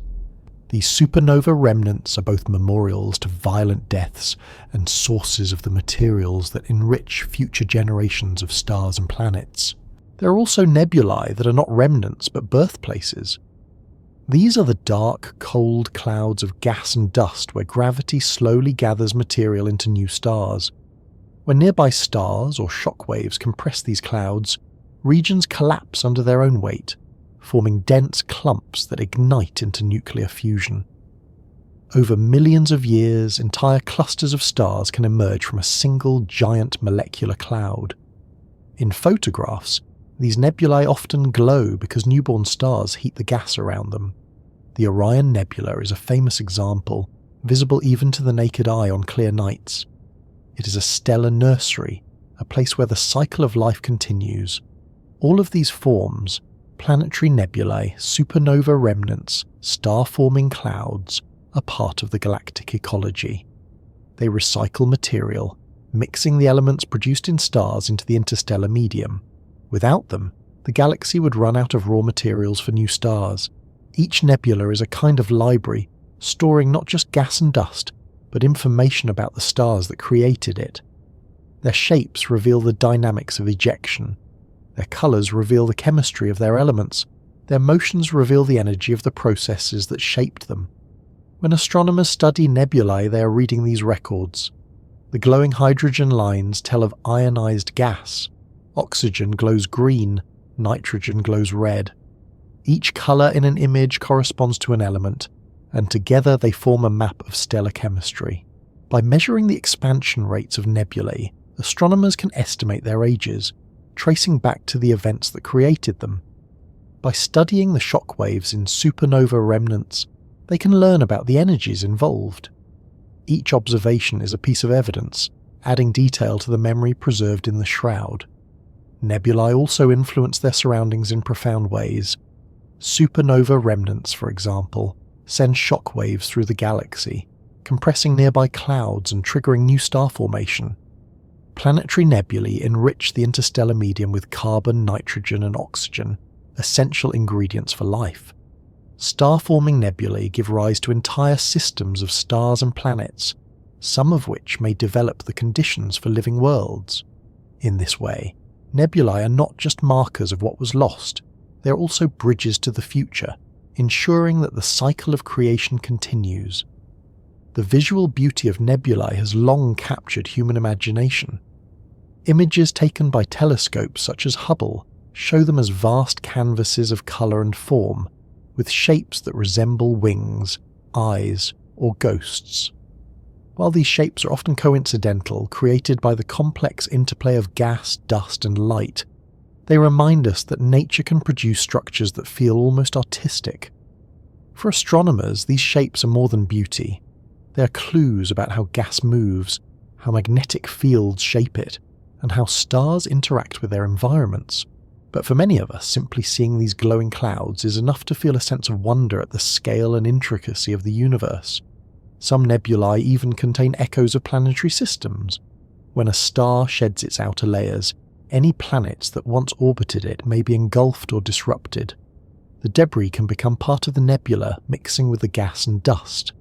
Evidence of these processes sometimes shows up in the atmospheres of white dwarfs, polluted by heavy elements that likely came from disrupted asteroids or planets. In this way, nebulae not only preserve the memory of stars but also the memory of the systems that surrounded them. There is also a temporal aspect to nebulae that makes them poignant. They do not last forever. Planetary nebulae disperse within tens of thousands of years, a blink compared to the billions of years a star can shine.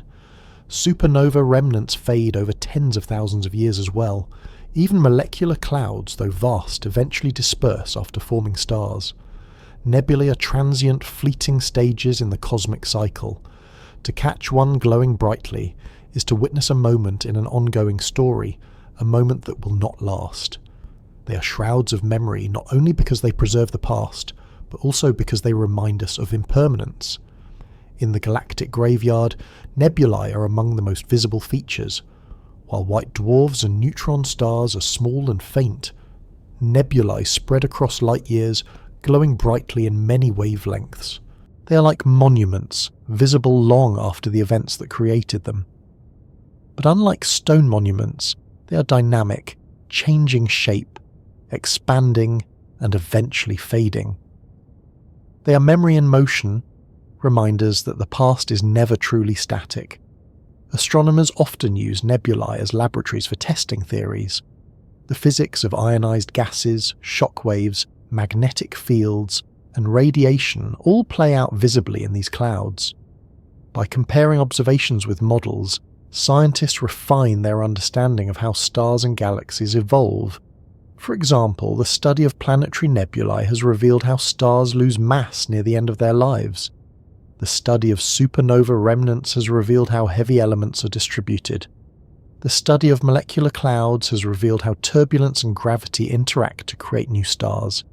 In each case, nebulae serve as test cases for the broader processes of cosmic evolution.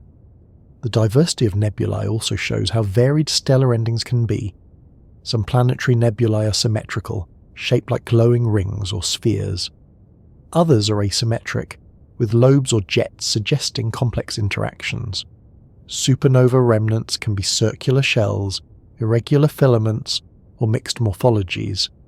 Star-forming nebulae can appear as towering pillars, dark lanes, or bright knots. Each form reflects the specific conditions that shaped it, just as archaeological sites on Earth vary depending on the culture and environment that created them. Even in their variety, nebulae share a common theme. They are places of transition. They are not stars, but they are made of material that once was part of stars. They are not yet planets, but they contain the elements that will one day become planets. They stand at the boundary between what has ended and what will begin. In that sense, they are the most vivid reminders of the cyclical nature of the cosmos. Nothing is wasted. Every ending is a redistribution. Every shroud is also a seed. From a human perspective, nebulae are also gifts of visibility. Much of the galactic graveyard is hidden, detectable only with sensitive instruments. White dwarfs are faint, neutron stars are tiny, black holes are invisible. But nebulae announce themselves in colour and light, making the processes of stellar death accessible even to amateur observers. Anyone with a telescope can glimpse the Ring Nebula or the Orion Nebula. In doing so, they are looking directly at the memory of stars, preserved in glowing gas across unimaginable distances. In this way, nebulae connect us to the galactic graveyard not through calculation or inference, but through sight. We can see them with our own eyes, tiny smudges of light that are, in reality, vast shrouds of dust and memory. They remind us that the universe is not only a place of invisible forces, but also of visible traces, glowing quietly as the cycle of creation and destruction continues. When neutron stars were first predicted, no one imagined they would announce themselves with such precision, such rhythm, and such persistence. Yet when the first pulsar was discovered in 1967, it revealed something remarkable. The death of a star had given rise to one of the most reliable timekeepers in the cosmos. Pulsars, the spinning neutron stars whose beams sweep across space like lighthouse beams, speak in pulses. These pulses, detected as radio signals or sometimes in X-rays and gamma rays, arrive with astonishing regularity. To scientists, they are like clocks. To those seeking wonder, they are like music, rhythms in the silence of space, steady beats that echo across light years. The origin of this rhythm lies in the properties of neutron stars themselves. When a massive star collapses into a neutron star, it conserves angular momentum, just as an ice skater spins faster when pulling in their arms. The collapsing core, reduced to a sphere only about 20 kilometers across, can spin many times per second. Along with this rapid rotation comes an immensely powerful magnetic field, far stronger than anything Earth produces. Charged particles are accelerated along these magnetic field lines and released as beams of radiation from the star's magnetic poles. If those beams happen to sweep across Earth, we see a pulse each time the star rotates. The result is a signal as regular as the ticking of a clock, a cosmic metronome powered by the remnants of a star's collapse. The pulses of these neutron stars are not mere curiosities. They can be measured with exquisite precision. Some pulses tick hundreds of times per second, and their signals remain stable over years and decades. The most stable pulses rival atomic clocks, with deviations of less than a millionth of a second over long periods. This precision allows scientists to use pulsars as natural laboratories, tools for testing fundamental physics. The rhythm of a pulsar is not just a sound in the silence of space. It is a key to understanding gravity, matter, and even the shape of space-time. The discovery of pulsars was at first confusing. The signals were so regular that they seemed artificial. The first detection was nicknamed LGM-1, short for Little Green Men, a playful suggestion that the pulses might come from extraterrestrial civilizations. But as more pulsars were found, the natural explanation became clear. These were neutron stars, long predicted by theory but finally observed in practice. Their beams were not messages but physics, born from the rotation and magnetism of collapsed stars. Still, the initial wonder lingers. Even today, when we understand their mechanism, pulsars feel uncanny, like voices in the void. One of the most fascinating kinds of pulsars are millisecond pulsars. These are neutron stars that spin hundreds of times per second. They achieve such rapid rotation not at birth but later, when material from a companion star falls onto them, transferring angular momentum. This process, sometimes called recycling, spins the neutron star up to incredible speeds. The pulses of millisecond pulsars are so regular that they are used as precise cosmic clocks. Networks of these pulsars, known as pulsar timing arrays, are being used to detect gravitational waves from supermassive black hole mergers across the universe. By monitoring the tiny variations in the arrival times of pulses, scientists can sense the stretching and squeezing of space-time itself. The music of pulsars, in this sense, is not just sound but measurement, a way of listening to the universe's deepest vibrations. Pulsars also reveal the complexity of neutron stars. Not all are perfectly regular. Some experience glitches, sudden changes in rotation speed. These glitches are thought to be caused by shifts in the star's interior, where superfluid neutrons rotate differently from the crust. When the superfluid transfers angular momentum to the crust, the pulsar spins up slightly. These glitches are like stutters in the otherwise steady music, brief reminders that the interior of a neutron star is dynamic and strange. Studying them offers clues about matter under extreme pressures, about how neutrons behave when packed beyond ordinary limits. There are also pulsars in binary systems, where their rhythms interact with those of companion stars. Some orbit other neutron stars, creating systems where their mutual gravity produces measurable effects. The famous Hulse-Taylor binary pulsar, discovered in the 1970s, provided the first indirect evidence for gravitational waves. As the two neutron stars orbited each other, their pulses revealed that they were gradually spiraling inward, losing energy exactly as predicted by Einstein's general relativity. Decades later, direct detections of gravitational waves confirmed the prediction, but the pulsar evidence had already pointed the way. Once again, the music of pulsars turned out to be more than rhythm. It was physics at the frontier of understanding. Even the environments around pulsars tell stories. In the Crab Nebula, the pulsar at the center releases beams of energy that power the glowing filaments. The nebula itself is shaped and lit by the pulses, a reminder that these stars do not exist in isolation, but interact constantly with their surroundings. Some pulsars emit not just radio waves, but X-rays and gamma rays, showing that their energy output spans the spectrum. Each frequency adds another instrument to the music, another layer of complexity to the rhythm. From a broader perspective, pulsars are reminders that even in death, stars can be vibrant. A neutron star is only about 20 kilometers across, yet its signals can be detected across galaxies. Its music carries over distances that dwarf anything on Earth, yet it arrives with precision intact. This persistence is striking. It shows that the cosmos, even in its quiet graveyards, is never truly silent. There are rhythms playing everywhere, waiting for us to tune in.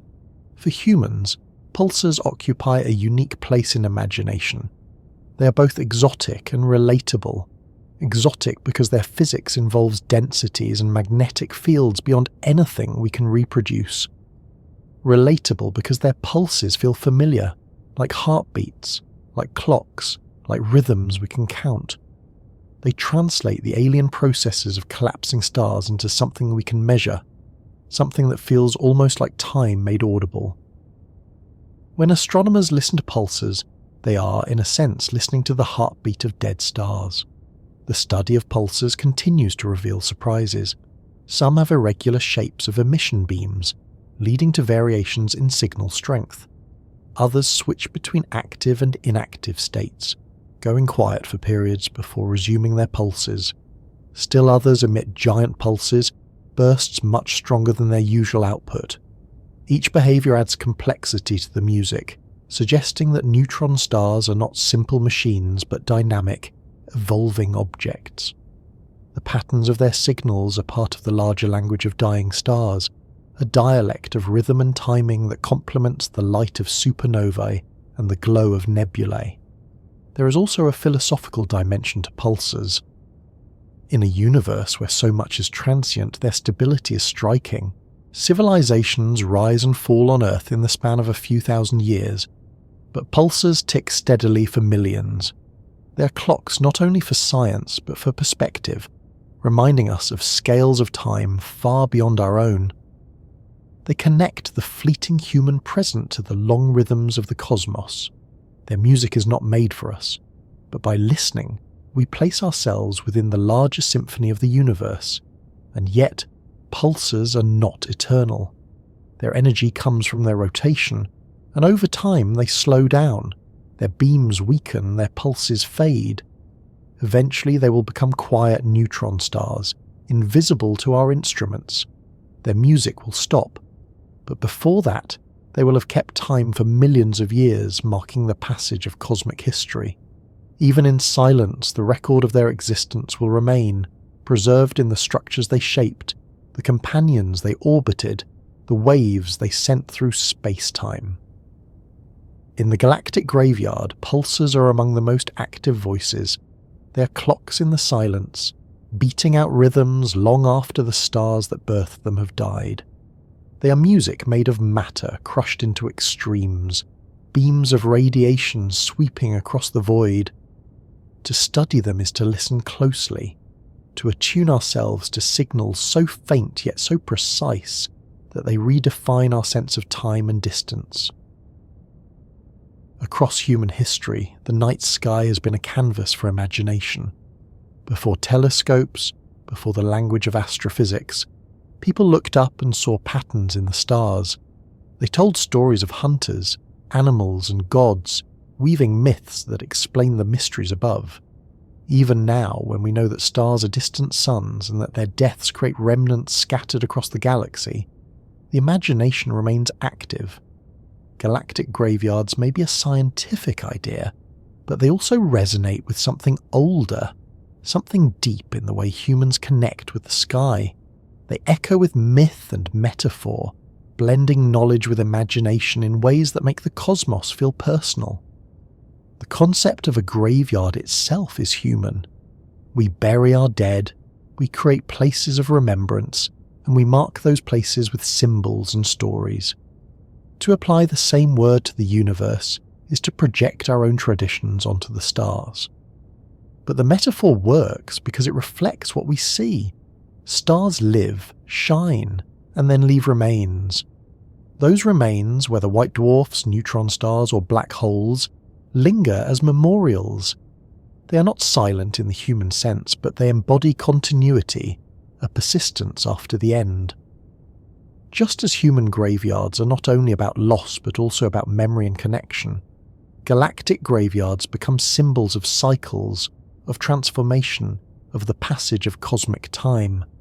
In ancient myths, stars were often seen as eternal. They were lights that did not fade, marking the seasons and guiding travellers. But even within those myths, there were stories of stars that fell, disappeared, or transformed. The Greeks told of Phaethon, who tried to drive the chariot of the sun and was struck down, his body cast into the river, his sisters transformed into trees. Falling stars were seen as omens, sparks of divine action. In other traditions, stars were thought to be souls, ancestors watching from above. Their disappearance could signal a shift in fortune or a message from the divine. In these ways, mythic imagination foreshadowed the modern idea that stars have lives and deaths, that they change, that they are not permanent. When supernovae were observed in the past, they were often interpreted through myth. The bright guest star seen in 1054 by Chinese astronomers, now known as the Crab supernova, was recorded carefully. But for those without modern science, its sudden appearance must have seemed supernatural. A star that outshone the rest of the night sky, visible even in daylight, would have carried deep symbolic weight. In cultures across the world, unusual celestial events were woven into stories of gods, spirits, or portents. The death of a star was not described in physical terms but in narrative ones, given meaning through imagination. Today, we might not interpret a supernova as the act of a god, but the images of nebulae and remnants still inspire imagination. The shapes captured by telescopes often evoke familiar forms: eyes, wings, pillars, or faces. Astronomers may assign catalogue numbers, but the public names often reflect myth or metaphor. The Eye of God Nebula, the Pillars of Creation, the Ghost Nebula, all of these show how imagination still frames our experience of the galactic graveyard. Even when we know the physics, we see patterns, and we name them in ways that reflect human culture. Black holes, too, carry mythic resonance. Long before they were observed, they were imagined as bottomless pits, cosmic whirlpools, or gateways to other realms. In modern fiction, they are often portrayed as portals to other universes, places where time and space lose their meaning. These ideas are not scientific in the strict sense, but they capture the feeling that black holes are places of ultimate mystery. They embody the human fascination with the unknown, the forbidden, the unreachable. In myth, the underworld is always a place set apart, hidden beneath or beyond. Black holes are a cosmic version of that idea, underworlds of the galaxy, invisible yet powerful. Neutron stars and pulsars, with their rhythmic signals, also invite imaginative interpretations. Their regular pulses sound like heartbeats, like drums, like messages. Some early scientists even considered the possibility of communication, and in popular imagination, pulsars sometimes appear as beacons from advanced civilizations. While we now know their rhythms are natural, the metaphor remains strong. They are voices in the dark, cosmic clocks that feel like messages from the universe itself. The imagination translates their pulses into music, into meaning, into a sense of connection. Even white dwarfs, the quieter remnants, inspire reflection. They are faint embers, glowing long after the main fire is gone. The image resonates with human experience, reminding us of campfires, of coals that persist after the flames. In mythic terms, embers are often symbols of continuity, of something that lingers and can reignite. To see white dwarfs in this way is to connect their slow cooling with the persistence of memory, of legacy, of traces that endure. The blending of myth and science is not accidental. Both arise from the same impulse, to explain, to connect, to make meaning from what we see. Science gives us equations, models, and data. Myth gives us stories, metaphors, and symbols. When we speak of galactic graveyards, we are using both languages at once. We describe the astrophysical reality of stellar remnants, but we also frame them in human terms, as graveyards, as memorials, as places of rest. The two perspectives enrich each other, allowing us to see the cosmos not just as a physical system, but as a source of meaning. In literature and art, galactic graveyards appear as settings for reflection. Science fiction often places characters among the ruins of stars, using the imagery of nebulae and black holes as metaphors for loss, transformation, or mystery. Poets draw on the language of starlight and fading embers to describe human emotion. Painters use the colours of nebulae as inspiration. The graveyard becomes not only a scientific concept but a cultural one, a shared image that bridges disciplines. Even in everyday speech, the imagination lingers. We say stars are born, live, and die, Using human terms to describe their life cycles, we speak of their ashes enriching the cosmos. We describe nebulae as shrouds, pulsars as lighthouses, black holes as hungry. These metaphors make the science accessible, but they also reflect our need to humanize the cosmos to see ourselves in it. The galactic graveyard, then, is not only out there, it is in language, in imagination, in the ways we make sense of endings and continuities. There is also a spiritual dimension to this imagination. For some, the idea that we are made of stardust carries a kind of sacred weight. The elements forged in dying stars are the same elements that form our bodies. The graveyard of stars is not only a distant phenomenon but the source of our own existence. In this view, the galactic graveyard is a place of origin as much as of ending, a reminder that life and death are inseparable, that memory and matter persist. Myths of ancestors in the sky find new resonance here, not as literal beliefs, but as poetic truths grounded in science. As technology brings us clearer images of nebulae, more precise detections of pulsars, and direct evidence of black holes, the boundary between science and imagination continues to blur. We know more than ever about the mechanics of stellar death, yet we continue to see shapes, to tell stories, to create metaphors. The galactic graveyard is both a field of study and a field of inspiration. It feeds both equations and poems, both datasets and dreams, and so, when we speak of galactic graveyards in myth and imagination, we are not separating them from science.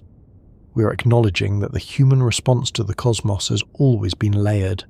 We measure, we calculate, we predict, but we also imagine, we interpret, we feel. The remnants of stars carry both realities.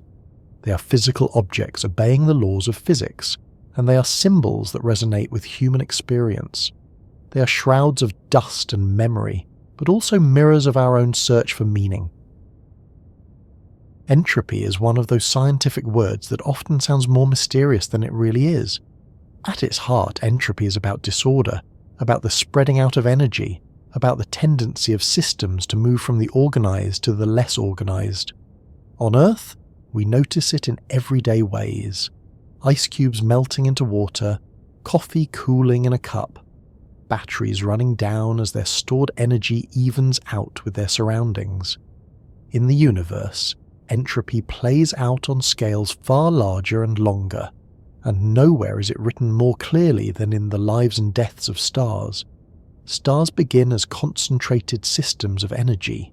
Gas and dust collapse under gravity, igniting nuclear fusion in the core. Fusion is a way of resisting entropy, holding back the tendency of matter to spread out by creating new energy that pushes outward.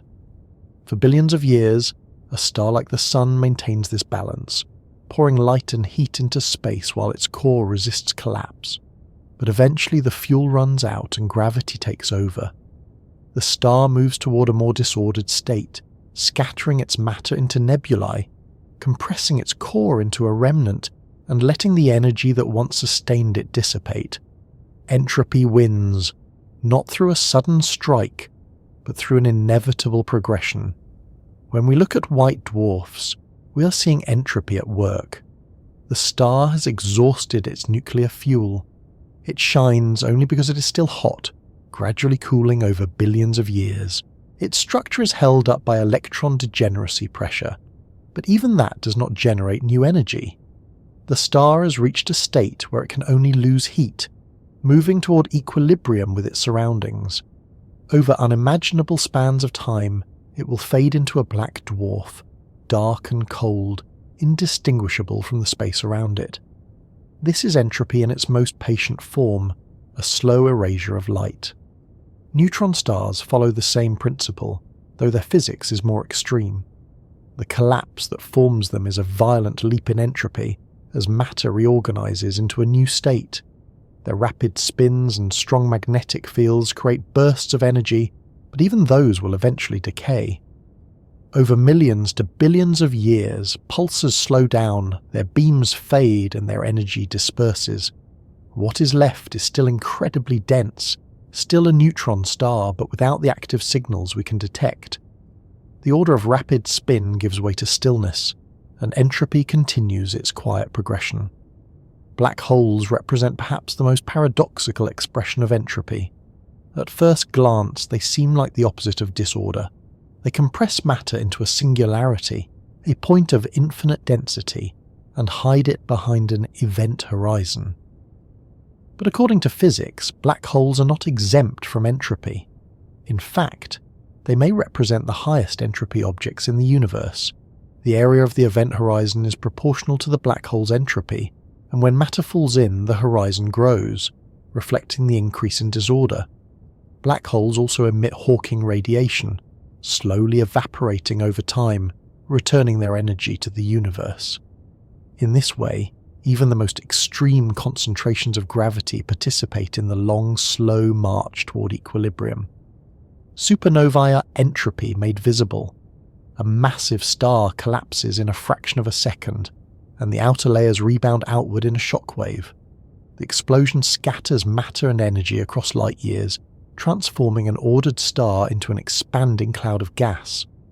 The shockwave carries away energy, the gas disperses, and the once stable structure of the star is gone.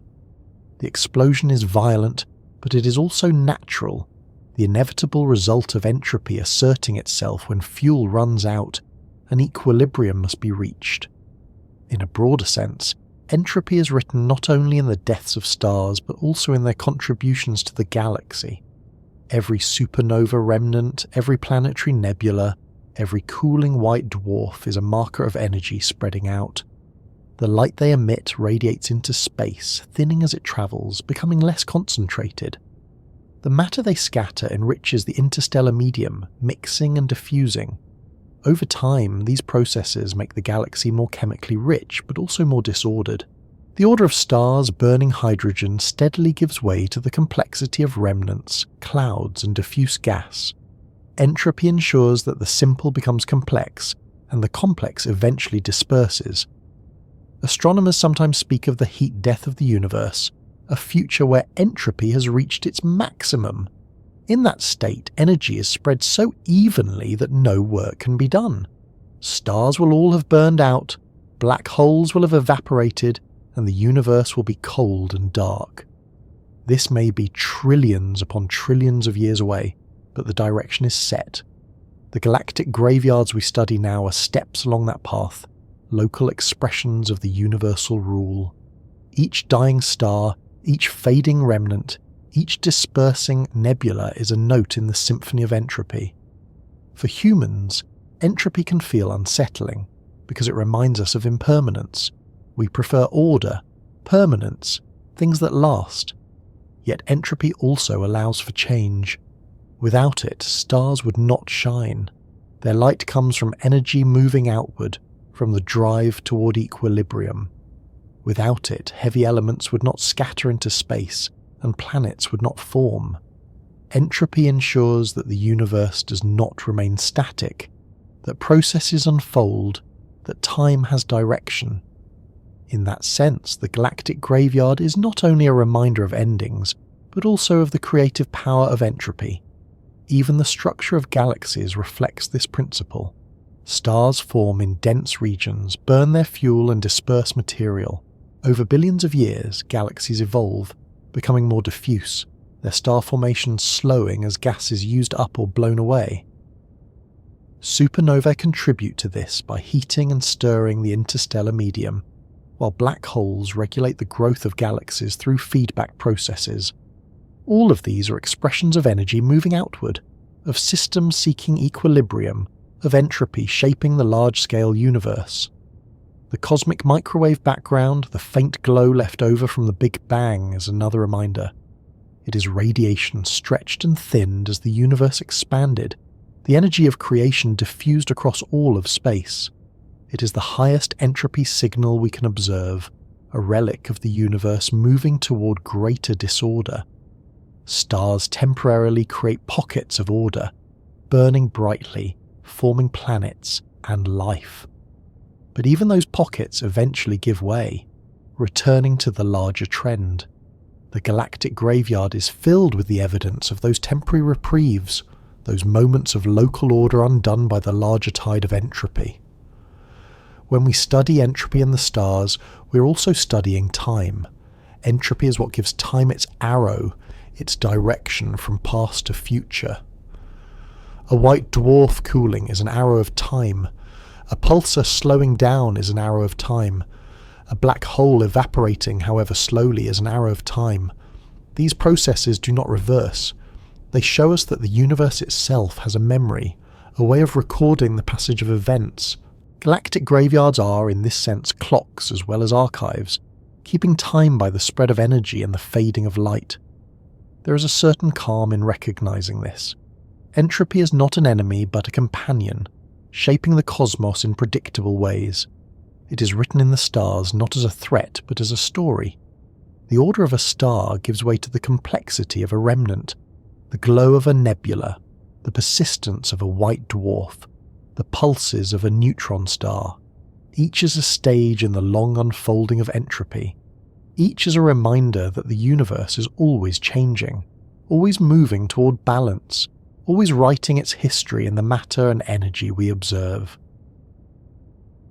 When a massive star explodes in a supernova, the brilliance of the event is brief.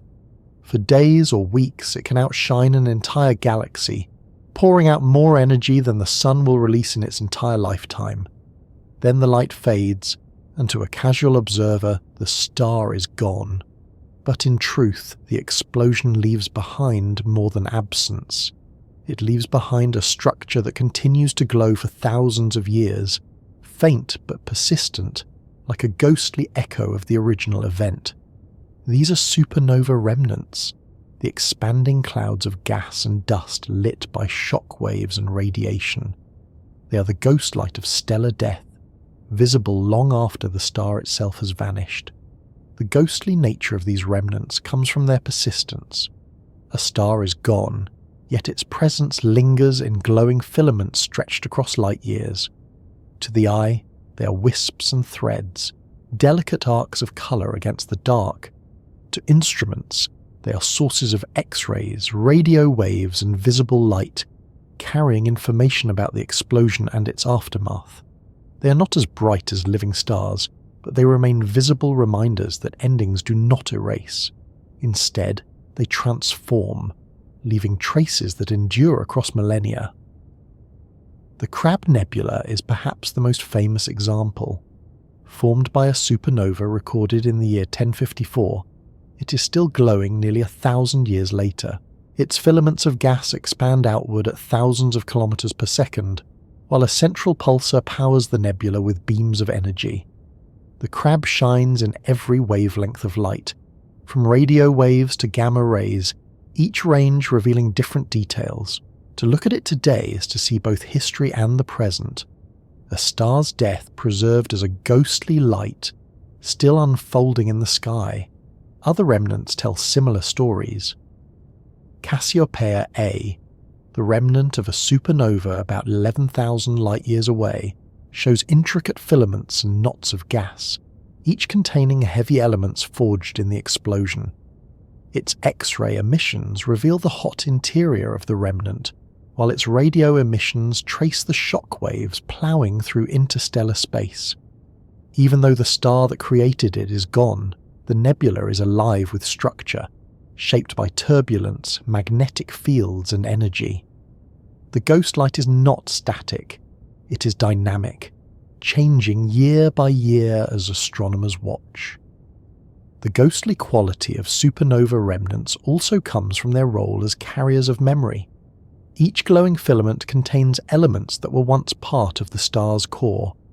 Oxygen, silicon, iron. These are scattered into the galaxy by the explosion. Over time, they will mix with interstellar gas, enriching it, making it possible for new stars and planets to form.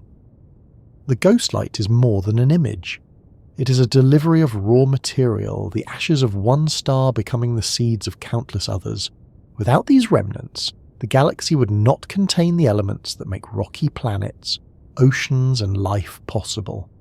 Astronomers study these remnants not just for their beauty, but for the information they preserve, By analysing their spectra, scientists can measure the abundances of different elements, reconstructing the processes inside the star before it died. By mapping their expansion, they can determine the energy of the explosion and the structure of the surrounding medium. By comparing remnants of different ages, they can trace how supernovae evolve over time. Each remnant is like a case study, a record of physics under extreme conditions written across the sky. The light of supernova remnants is also ghostly because of its faintness. To the unaided eye, most remnants are invisible. They require long exposures, sensitive instruments, or telescopes tuned to non-visible wavelengths. What we see in photographs, vivid colours, glowing arcs, is often the result of careful imaging over hours or days. In reality, these lights are whispers, photons trickling across space from events that happened thousands of years ago. The images bring them to life, but the reality is fragile, diffuse and delicate. The ghost light is real, but it hides at the edge of perception. Even so, the remnants shape the galaxy in visible ways. Shock waves from supernovae ripple outward, compressing nearby clouds of gas and triggering new waves of star formation. In this sense, the ghost light is also an announcement. It signals regions where the cycle of life and death is most active, where endings are becoming beginnings. Astronomers tracing the outlines of remnants can often find nearby regions of starbirth, a reminder that the ghostly glow is not only about what is gone, but also about what is coming. There are many kinds of remnants, reflecting the diversity of supernovae. Some are shell-like, with nearly spherical structures expanding outward. Others are more irregular, shaped by asymmetries in the explosion or by uneven surroundings. Some are dominated by emission lines of oxygen, others by hydrogen or iron. Each variation is a clue about the nature of the progenitor star and the details of its death. No two remnants are identical, just as no two lives are the same.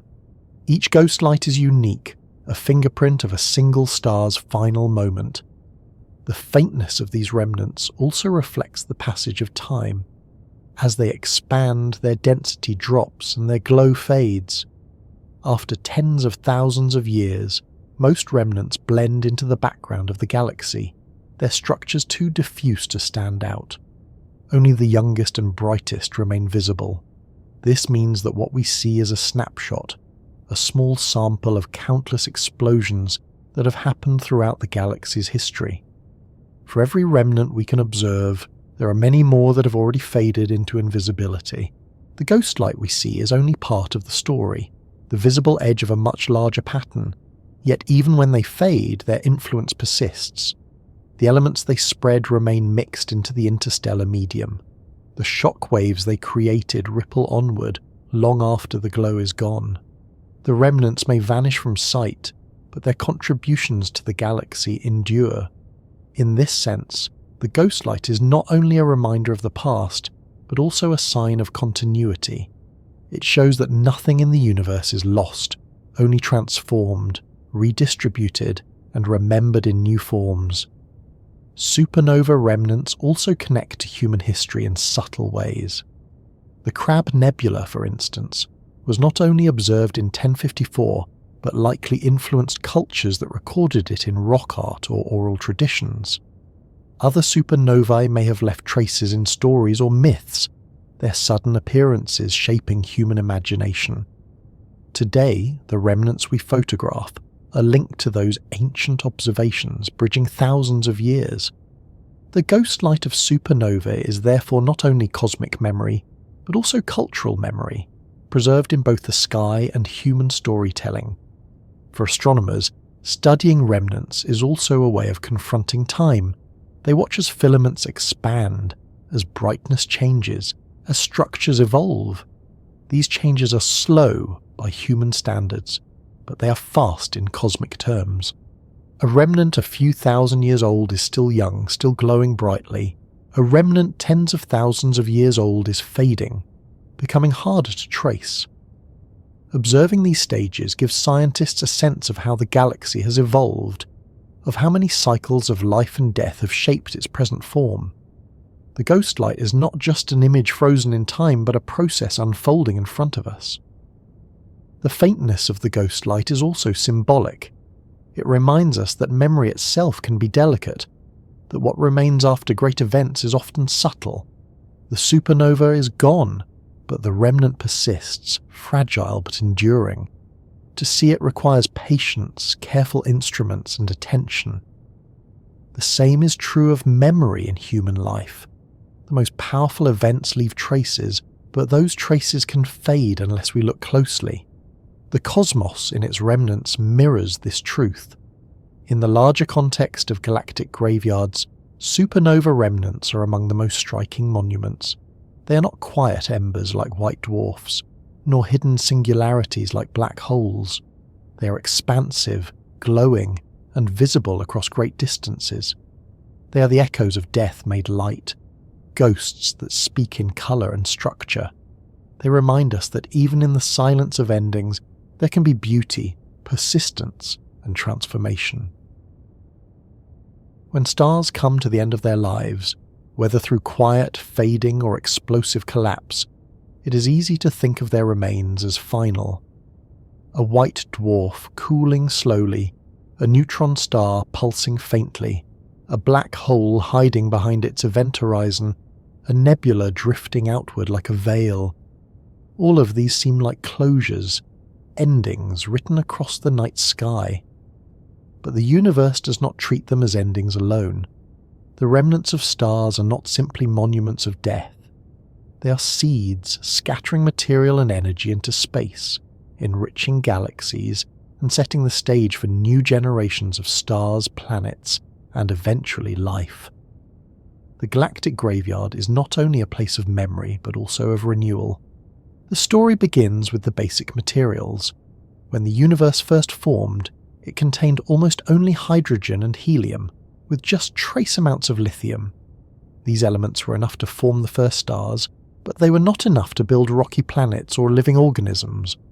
Carbon, oxygen, nitrogen, silicon, iron, and all the heavier elements were missing. Those came later, produced in the cores of stars through nuclear fusion, and then released into space when the stars died. Every oxygen atom in the air, every calcium atom in bones, every iron atom in blood, all were forged inside stars and scattered by their deaths. Without galactic graveyards, there would be no material for new worlds. Supernovae are among the most important contributors to this seeding process. When a massive star explodes, it not only creates heavy elements but ejects them at high speeds into the interstellar medium. The shock waves stir the surrounding gas, mixing the new elements into clouds that may one day collapse to form stars. Over billions of years, this cycle enriches the galaxy. The first stars may have formed only from hydrogen and helium, but later generations formed from gas already seeded with carbon, oxygen, and metals. Our Sun is one of those later generation stars, born from a cloud enriched by many earlier deaths. The planets of our solar system, including Earth, exist because of those contributions. White dwarfs also play a role, though in a quieter way. In their planetary nebula phase, they expel outer layers rich in elements like carbon and nitrogen. These elements drift into space, adding to the mix of the interstellar medium. Carbon, in particular, is essential for life as we know it, forming the backbone of organic molecules. The gentle shedding of material from dying stars like the Sun ensures that galaxies are seeded not only with the heavy elements of supernovae, but also with the lighter ones crucial for biology. Neutron star mergers add yet another ingredient. When two neutron stars spiral together and collide, the event produces enormous amounts of energy and creates some of the heaviest elements in the periodic table. Gold, platinum, and uranium are believed to be formed in these collisions. Observations of such events, confirmed by both gravitational waves and light, have shown that vast quantities of these elements are produced and ejected into space. This means that some of the rarest and most precious materials on Earth, including the gold in jewellery and electronics, owe their existence to the violent union of dead stars. In the galactic graveyard, even destruction creates seeds for future worlds. the distribution of these elements across the galaxy is not uniform. Some regions are more enriched than others, depending on their histories of star formation and death. Spiral arms, where stars are born most actively, tend to be rich in heavy elements. The galactic halo, home to some of the oldest stars, is poorer in metals, reflecting its formation before many cycles of death and renewal. By studying the chemical compositions of stars in different regions, astronomers can trace the history of galactic seeding, seeing how graveyards have gradually transformed the raw materials of the cosmos into the building blocks of complexity. The process of seeding does not end with chemical enrichment. The energy released by dying stars also shapes the birth of new ones. Supernova shock waves can compress nearby clouds of gas, triggering their collapse. Expanding nebulae can push material into denser clumps. Even the radiation from remnants can alter the chemistry of surrounding gas, making it more conducive to forming molecules. In this way, the death of one star often sparks the birth of others. The galaxy is not a static place, but a dynamic ecosystem, with graveyards acting as catalysts for renewal. The Orion Nebula provides a vivid example of this process in action. It is a stellar nursery, filled with newborn stars, but it is also shaped by the deaths of earlier ones. The gas and dust that now form stars were enriched by countless remnants, and the energy that triggers star formation comes in part from shock waves that ripple through the region. In photographs, the Orion Nebula glows with light from young stars, but embedded in that glow is the memory of ancient deaths. The nebula is both a cradle and a grave, a place where the two roles merge. On Earth, we can trace this seeding directly in our own bodies. The iron in blood, the oxygen we breathe, the calcium in bones, the phosphorus in DNA, all are products of stellar death. Each atom has a lineage, a history written in explosions and remnants. When we say that we are made of stardust, it is not a metaphor. It is a literal truth. Our planet is the descendant of countless stars that lived, died, and seeded the galaxy. Without galactic graveyards, Earth could not exist, and neither could we. This perspective reshapes how we view death in the cosmos. It is not simply an ending, but a transition. The materials of one generation become the seeds of the next. The process is slow, spanning billions of years, but it is inexorable. Stars live, die, and give back. Galaxies evolve through this recycling, growing more complex with each cycle. Graveyards are not wastelands, but fertile grounds, rich with the ingredients for new creation. Astronomers measure this process by studying the metallicity of stars, a term that refers to the abundance of elements heavier than hydrogen and helium. Older stars, formed early in the universe, have very low metallicity, reflecting a time before many deaths had enriched the cosmos. Younger stars, like the Sun, have higher metallicity, showing that they were born from gas already seeded by earlier generations. This gradient across time and space tells the story of how galactic graveyards transform the universe step by step, cycle by cycle. Even planetary systems bear the marks of this process.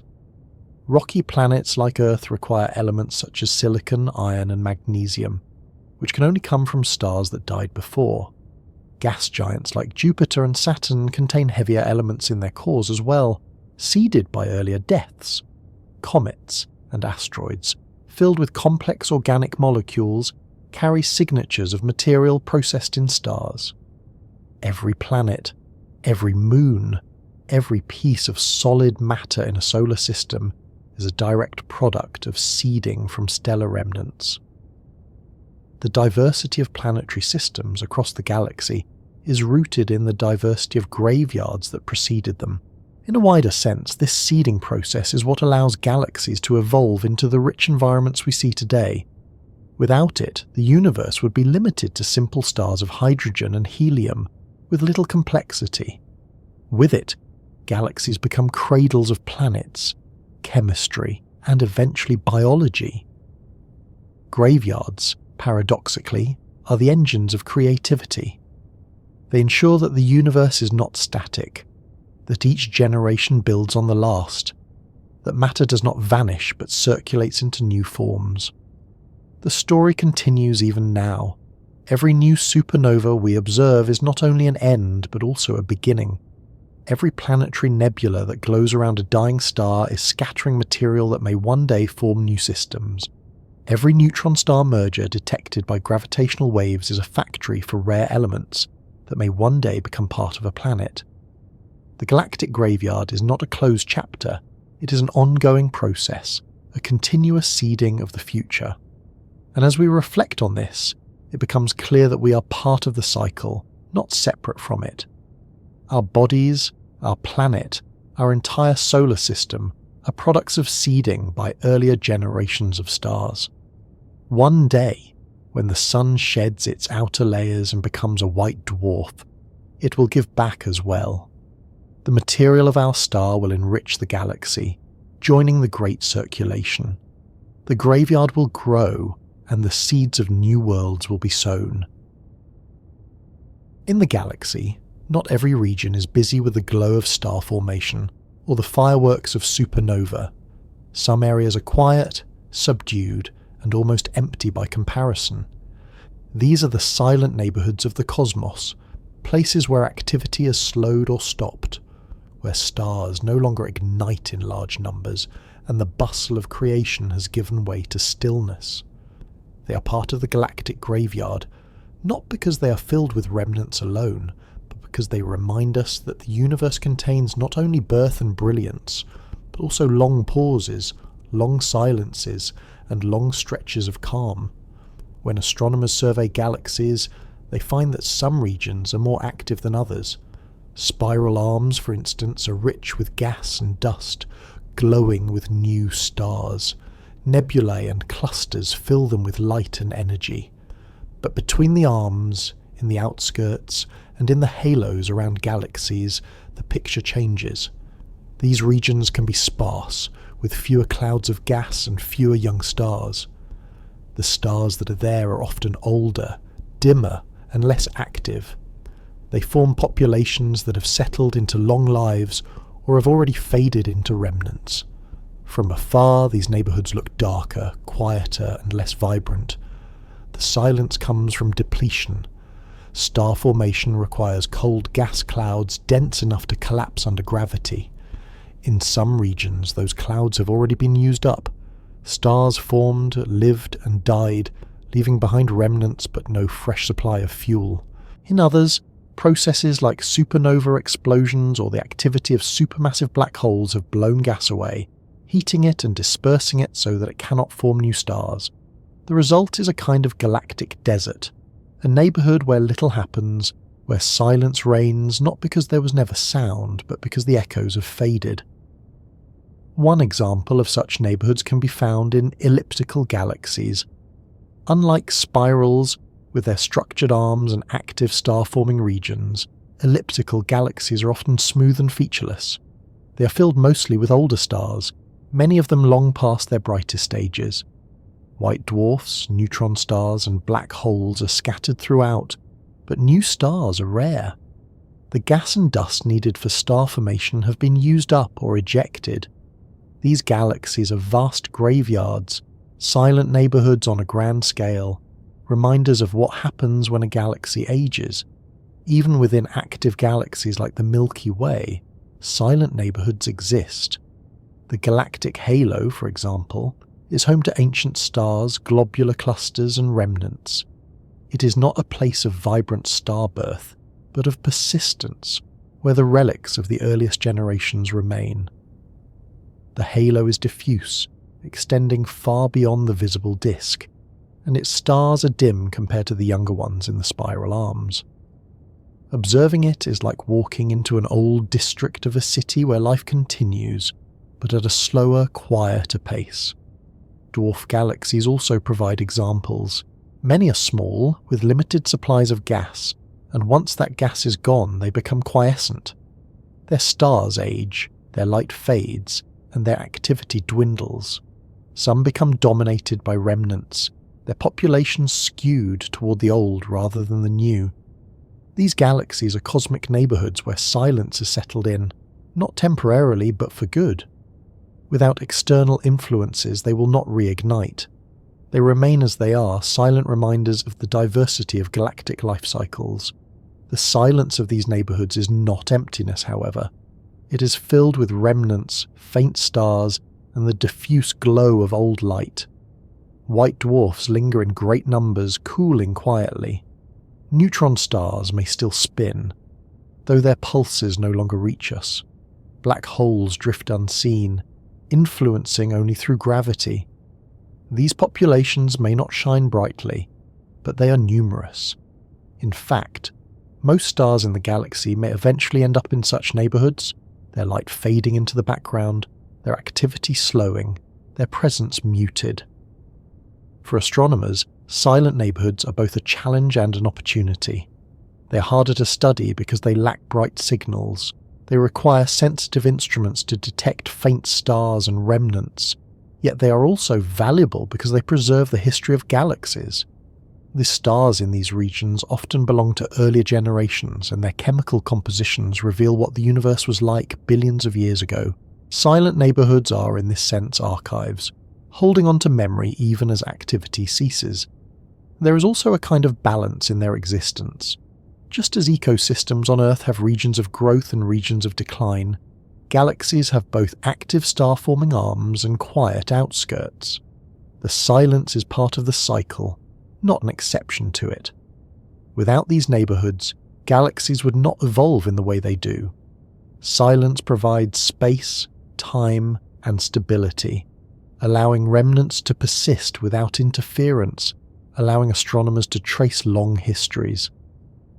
From a human perspective, the idea of silent neighborhoods in the cosmos resonates deeply.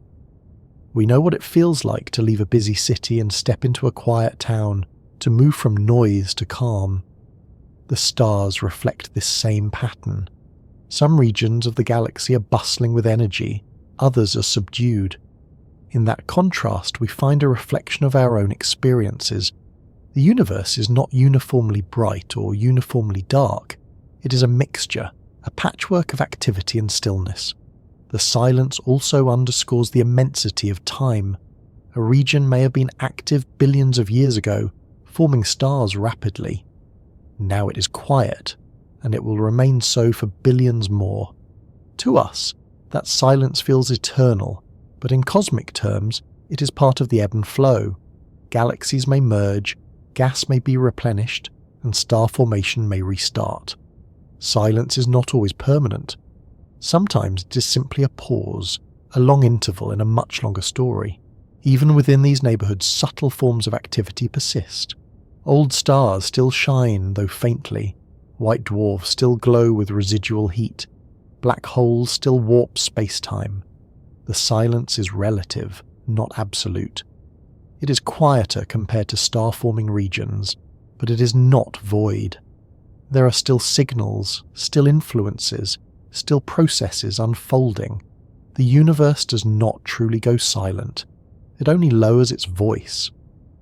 Astronomers map these neighborhoods not only to understand the galaxies themselves, but also to place our own existence in context. Earth orbits within a spiral arm, a region of relative activity, but much of the galaxy lies in quieter areas, far from star-forming nebulae or bright clusters. If life exists elsewhere, it may arise in regions more active or less. Silent neighborhoods remind us that the galaxy is vast and varied, and that our small corner is only one of many possibilities. In the broader view of the galactic graveyard, silent neighborhoods are where the cycle slows down. They are places where the remnants of countless stars coexist, where the pace of change is stretched over billions of years. They may not dazzle with light, but they hold the weight of history, the quiet persistence of stars that have already lived their brightest days. They are cemeteries not of loss, but of endurance, where the universe rests between acts of creation. When we look up at the sun each day, it can be difficult to imagine it as anything other than the constant presence that it is. Its light warms the earth, drives the weather, powers the ecosystems that sustain life, and sets the rhythm of our days. For us, the sun feels eternal. Yet like every star, it has a lifespan. Its future is written in the same physics that governs all stars of its kind, and in time, it too will become part of the galactic graveyard. Thinking about the sun's fate is not about predicting something that will happen soon. It will shine steadily for billions of years to come, but about placing it within the larger story of stellar life cycles, and understanding how our familiar star fits into the universe's endless transformations. The Sun is a medium-sized star, a yellow dwarf in astronomical terms, and it is about halfway through its main sequence lifetime. For roughly 4.6 billion years, it has been fusing hydrogen into helium in its core, releasing energy that radiates outward as light and heat. This process has been stable and efficient, maintaining the delicate balance between gravity pulling inward and the pressure of fusion pushing outward. It is this balance that makes the Sun appear so steady to us, with only minor fluctuations in its activity. But the fuel in the core is not infinite, and as hydrogen is gradually converted to helium, the balance will change. In about 5 billion years, the Sun will have exhausted the hydrogen at its centre. Fusion will then move outward into a shell around the core, and the core itself will contract and heat up. The outer layers will respond by expanding, and the Sun will swell into a red giant. Its surface will cool, giving it a reddish hue, but its size will increase enormously. Estimates suggest that its outer layers may reach past the orbit of Mercury, and possibly engulf Venus and even Earth. If Earth survives, it will not be as we know it. The oceans will have boiled away long before, the atmosphere will have been stripped, and the surface will be scorched. Life, at least in any form we can imagine, will be impossible. The red giant phase will not last forever. The Sun will go through pulses, shedding its outer layers into space. These layers will form a planetary nebula, glowing as they are ionized by the hot core left behind. For a brief time, on the scale of tens of thousands of years, which is short in cosmic terms, the Sun will be surrounded by a glowing shroud, a structure of gas expanding outward into the galaxy. To distant observers, it may appear as a beautiful nebula, one more addition to the tapestry of stellar death. Eventually that nebula will disperse, its gas mixing into the interstellar medium, joining the material that may one day form new stars and planets. What remains after this shedding is the core itself, compressed into a white dwarf. This white dwarf will be about the size of Earth but will contain roughly half the mass of the Sun. Its matter will be so dense that a teaspoon of it would weigh tons. With no fusion to sustain it, the white dwarf will shine only with residual heat, gradually cooling over billions of years. At first, it will glow brightly, but over immense spans of time it will fade, turning redder and dimmer until it becomes a black dwarf. A theoretical state, since the universe is not old enough for any black dwarfs to exist yet. This will be the Sun's final state, a cold remnant drifting silently in the galactic graveyard. Thinking about this future brings perspective. The Sun, which seems so central and permanent in our lives, is on a journey that is typical of stars of its mass. Billions of stars in the galaxy have already gone through this cycle, swelling into giants, shedding nebulae, and leaving behind white dwarfs. The Sun is not unique in its destiny. What makes it special to us is that we are here, now, during its stable middle years, when it provides the conditions for life on Earth. We live in a fortunate window, billions of years long, but still temporary in the grand scheme. The Sun's future nebula will enrich the galaxy with carbon and nitrogen, elements produced in its core during fusion. These elements are essential for life as we know it, and in that sense the Sun will one day contribute to the seeding of future systems.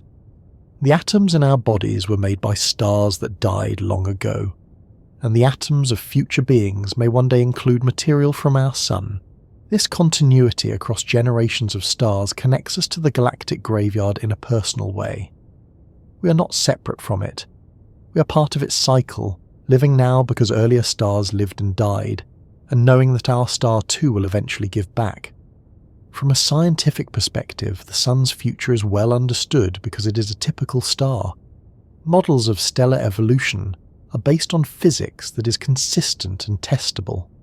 We see other stars at different stages of the same path, allowing us to place the Sun within that sequence.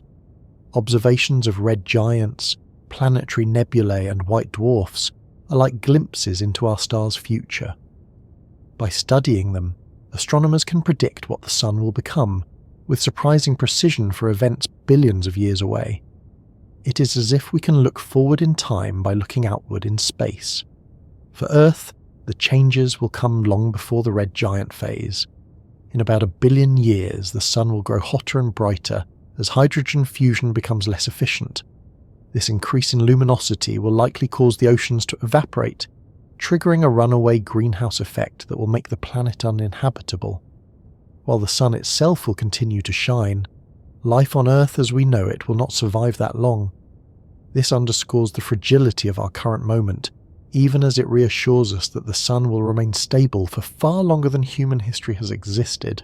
The planetary nebula that the Sun creates will last only a short time, but it will be a spectacular final gesture. To future observers, perhaps on other worlds orbiting distant stars, it may appear as a glowing bubble of gas, a colourful shell marking the place where our star once lived. To them, it will be one nebula among many, but to us, it carries a deeper meaning. It will be the last visible expression of the Sun's life, its memory written in light for a brief span before dispersing into the galaxy. The white dwarf that follows will be long-lived. White dwarfs can remain for tens of billions of years, cooling slowly, fading but never entirely disappearing until time itself stretches into unimaginable lengths. In that sense, the Sun will remain part of the galactic graveyard for longer than it lived as a shining star. Its bright middle years are only a fraction of its existence. Its quiet afterlife will be far longer, a steady presence in the galaxy long after Earth and perhaps even the Milky Way itself have changed beyond recognition. Considering this future brings a kind of symmetry. Just as we now study white dwarfs in other systems to learn about their pasts, future civilizations, if they exist, may study the Sun's remnant. They may measure its cooling, trace the nebula it left behind, and reconstruct its history. To them, the Sun will be one more piece of evidence in the galactic archive, a memory preserved in matter and light.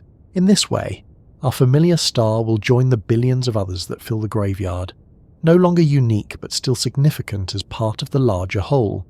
There is a calmness in this perspective. The Sun's death is not a catastrophe in cosmic terms. It is a transition, one that billions of stars have already undergone. It will not disrupt the galaxy. It will not end the universe. It will simply add to the cycle, contributing its elements, becoming a remnant, joining the silent population of white dwarfs that fill the Milky Way. For us, it feels monumental because it defines the limits of Earth's story. But for the galaxy, it is one more note in a long symphony, one more ember glowing in the dark. The Sun's place in the graveyard is also a reminder of continuity. The atoms that make us were once in stars that ended their lives billions of years ago. The atoms that make future beings will come from stars like the Sun. Life is woven into this cycle, not separate from it. The graveyard is not an end, but a foundation, and our Sun will one day be part of that foundation for what comes next. Galaxies are the great cities of the cosmos, vast collections of stars, gas, dust, and dark matter bound together by gravity. They are the homes of billions of suns, the nurseries of planets, and the stages for cosmic evolution.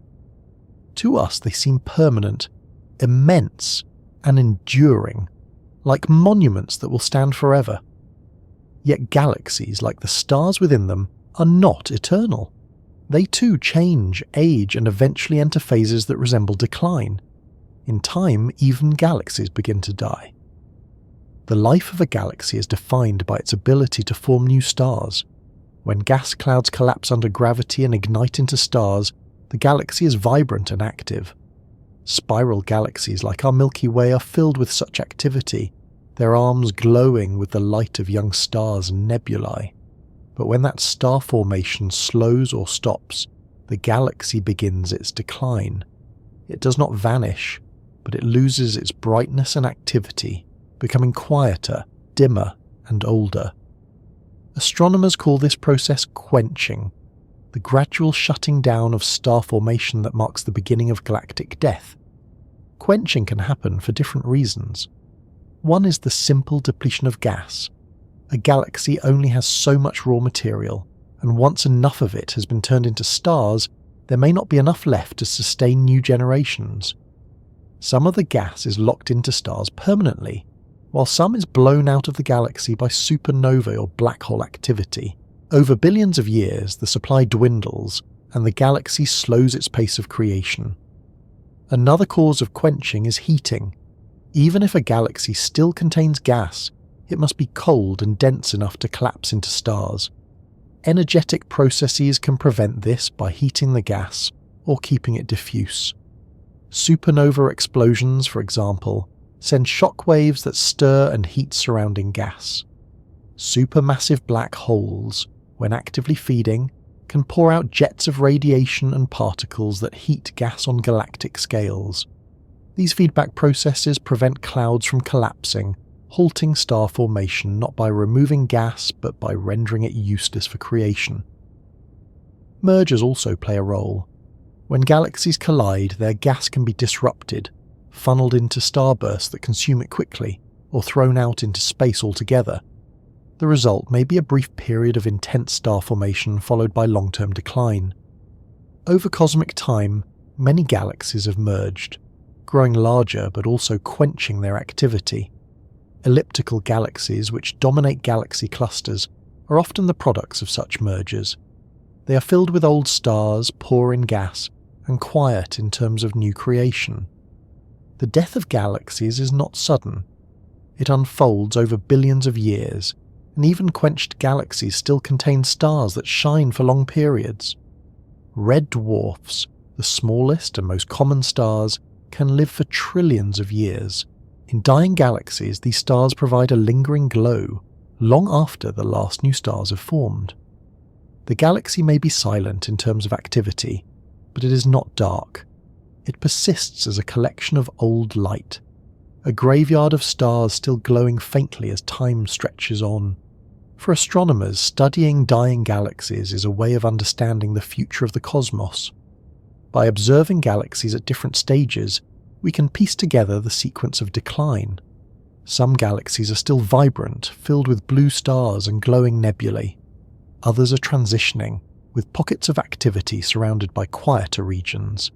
Still others are fully quenched, red and smooth, their populations dominated by old stars. By comparing them, scientists reconstruct the processes that drive galactic death, just as they reconstruct stellar life cycles by observing stars of different ages. Our own galaxy, the Milky Way, is still active, but its long-term future points toward quenching. In billions of years, it will merge with the Andromeda Galaxy, creating a larger elliptical galaxy. The collision will trigger bursts of star formation, but eventually the gas will be consumed or expelled, and the new galaxy will settle into quiet decline. The stars that exist will continue to shine for long spans, but no new generations will replace them. The great spiral arms will be gone, replaced by a smoother, rounder structure, a silent city where the energy of youth has faded. The death of galaxies is also written in large-scale surveys of the universe. When astronomers measure the rate of star formation across cosmic history, they find that it peaked billions of years ago and has been declining ever since. The universe as a whole is less active now than it was in its earlier epochs. Fewer stars are being born and more galaxies are quenching.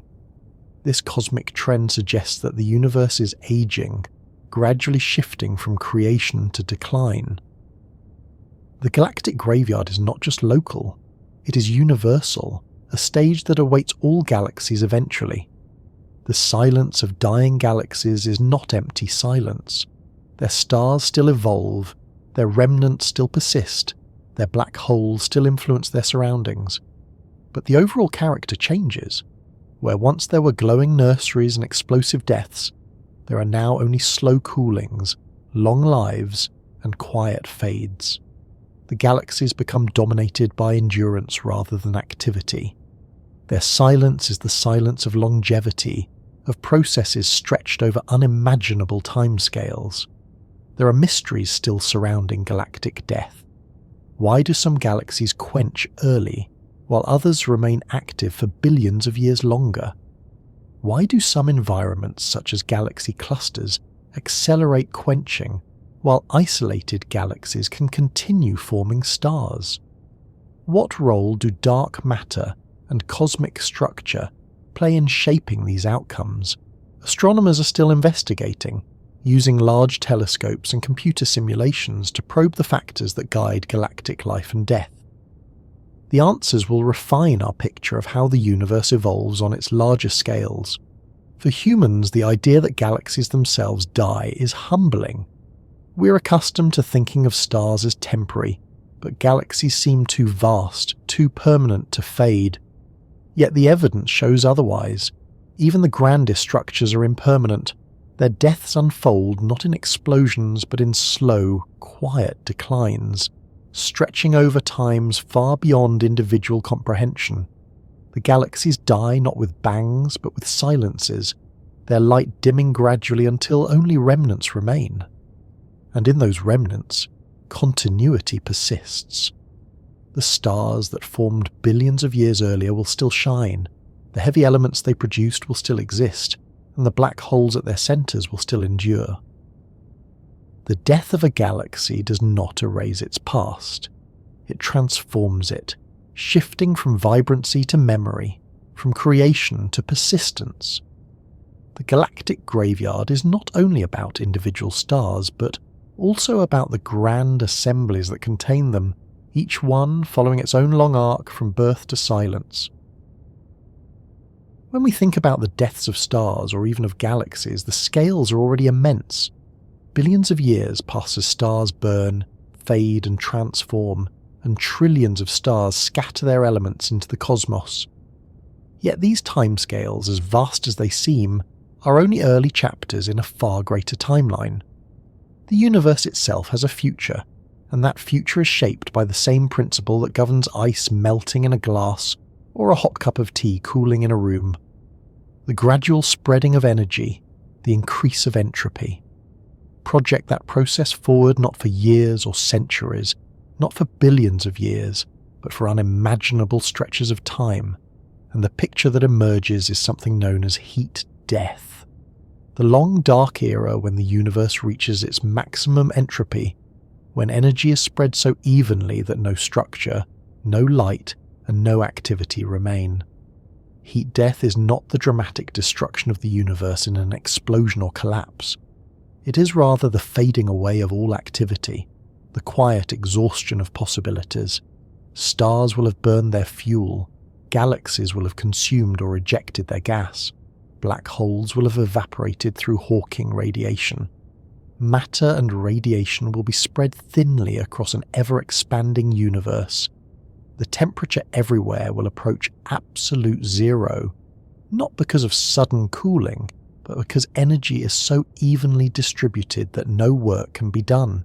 It is an ending not with violence, but with silence, the universe resting in a state of equilibrium. The road to this distant future begins with stars. In the current era, stars form, burn, and die, enriching the cosmos with heavier elements. Over billions of years, however, the supply of gas available for star formation dwindles. Fewer new stars appear. The ones that do form are smaller, longer-lived red dwarfs, burning hydrogen at a slow pace that can last for trillions of years. These red dwarfs will be the final generation of stars persisting long after more massive stars have vanished. Their faint glow will continue to illuminate the universe in its middle age. But even they cannot last forever. Eventually their fuel will run out, and they will fade into black dwarves, dark remnants cooling quietly. As the universe ages further, stellar deaths will dominate the population. White dwarfs, neutron stars, and black holes will outnumber shining stars by far. These remnants will persist for immense lengths of time, slowly cooling, slowly fading. Over quadrillions of years, the galaxy will become a graveyard almost entirely, with little new activity to replenish it. Black dwarfs, the cooled remains of white dwarfs, will fill the galaxy, though none exist yet, since the universe is still too young for any white dwarf to have cooled completely. This era will be one of persistence, of lingering afterlives as the cosmos slowly loses its light. Eventually even black holes will come into play. Through the process of Hawking radiation, they emit tiny amounts of energy, losing mass over incomprehensibly long spans of time. For stellar mass black holes, this evaporation takes longer than the current age of the universe by many orders of magnitude. For supermassive black holes, the timescales are even more staggering, stretching to 10-100 years or more. Yet given enough time, even the largest black holes will radiate away their mass, disappearing into faint bursts of energy. The giants that now anchor galaxies will one day vanish, leaving behind only diffuse particles in the cold dark. By then, the universe will be nearly unrecognizable. Galaxies as structures will have dispersed, their stars long gone, their remnants drifting apart as cosmic expansion stretches distances wider and wider. Matter itself may undergo decay if protons, the building blocks of atoms, are unstable, a possibility suggested by some theories of physics. If so, then even the atoms of black dwarfs and neutron stars will eventually break apart, leaving only radiation and elementary particles. If protons are stable, remnants will persist longer, but entropy ensures that eventually energy spreads out and structure dissolves. The heat death of the universe is thus not a single event, but a gradual fading stretched across timescales, so long they defy intuition. It unfolds in stages. First the end of star formation, then the fading of stars, then the evaporation of black holes, and finally the thin dispersal of everything into uniformity. The long dark is the final graveyard, where even the monuments of earlier eras are gone, where silence is not only local but universal. For humans, thinking about heat death is both humbling and unsettling. It presents a future in which nothing remains, no light, no warmth, no activity. It suggests an ultimate boundary, not for individuals or species or planets, but for existence itself as we know it. And yet, it is also strangely calm. The universe does not end in catastrophe. It simply relaxes like a wound-down clock, like an ember cooling after a fire. It ends not in destruction, but in equilibrium. This idea also highlights the role of entropy as the arrow of time. We know the past from the present because entropy increases. Things become more disordered. Energy spreads out. Without entropy, time would have no direction. Heat death is the final expression of that arrow, the state where entropy can increase no further. In that state, time itself becomes strange, since no changes occur to mark its passage. The universe continues, but nothing happens. It is time without events, a kind of frozen eternity. Astronomers and physicists debate whether heat death is the inevitable fate. It depends on the details of dark energy, the mysterious force driving the accelerated expansion of the universe. If dark energy remains constant, expansion will continue forever, leading to the spreading and thinning that makes heat death likely. If dark energy changes, other fates are possible. A big rip, where space itself is torn apart, or a big crunch, where expansion reverses into collapse. But with current knowledge, heat death appears to be the most likely scenario, the long dark toward which the cosmos drifts. What is striking is that we can already see its beginnings. Star formation in the universe peaked billions of years ago and has been declining since. The most massive stars are gone, replaced by longer-lived, quieter ones. Galaxies are aging, some already quenched, others in decline. Black holes have formed, waiting for their slow evaporation. The processes that will culminate in heat death are already in motion. unfolding on timescales vast beyond imagination. From the perspective of galactic graveyards, heat death is the ultimate extension. White dwarfs, neutron stars, black holes, all the remnants we have explored are temporary. They persist for billions or trillions of years, but even they will fade. The graveyard grows larger over time until it is all that remains, and then even the graveyard itself dissolves. It is a reminder that permanence in the universe is relative. Even the most stable structures are temporary in the face of entropy and time, and yet, within this long dark lies a kind of beauty. The atoms of our bodies, once forged in stars, will one day be part of this dispersal. The light of our sun, now warming Earth, will one day be gone, but its energy will have spread into the cosmos, contributing to the great diffusion. Everything we know becomes part of the larger process, woven into the story of the universe's gradual unfolding. The heat death may seem like an end, but it is also a culmination, the final balance after eons of transformation. When astronomers look at the remnants of stars, they are not only seeing physical structures of gas, dust, and collapsed matter, they are also reading information. Each remnant carries records of the processes that created it, encoded in light, in motion, in composition. These records can be thought of as messages, not messages written deliberately, but messages nonetheless, left behind by the cosmos itself. The question is whether galactic graveyards hold hidden messages beyond the obvious, messages that could tell us more about the universe than we currently understand. On one level, the messages are clear. A white dwarf cooling tells us about the age of a star. A neutron star pulsing tells us about the physics of matter under extreme pressure. A black hole's event horizon tells us about gravity at its most intense.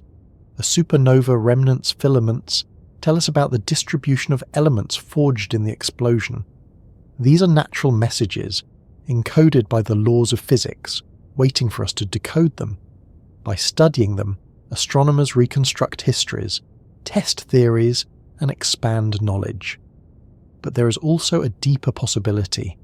Could galactic graveyards contain messages not only from physics, but from the past of the universe itself? Consider pulsars, for instance. Their pulses are so regular that they can be used as timekeepers. In fact, pulsars have been proposed as galactic landmarks. If an advanced civilization wanted to send a message across time, it might encode information in the timing of pulsars, knowing that their stability would persist for millions of years. Whether or not this has happened, pulsars are already natural beacons, their rhythms carrying information across vast distances. Another example is in the chemical composition of remnants. Every supernova scatters elements into space, but the exact proportions depend on the mass and type of the star. By studying these proportions, astronomers read the history of stellar populations. They can determine when stars formed, how many were massive, how many exploded, and how galaxies evolved chemically. This is not a hidden message in the sense of being intentional, but it is hidden in the sense of requiring careful decoding. The galaxy is filled with such codes, patterns waiting to be read.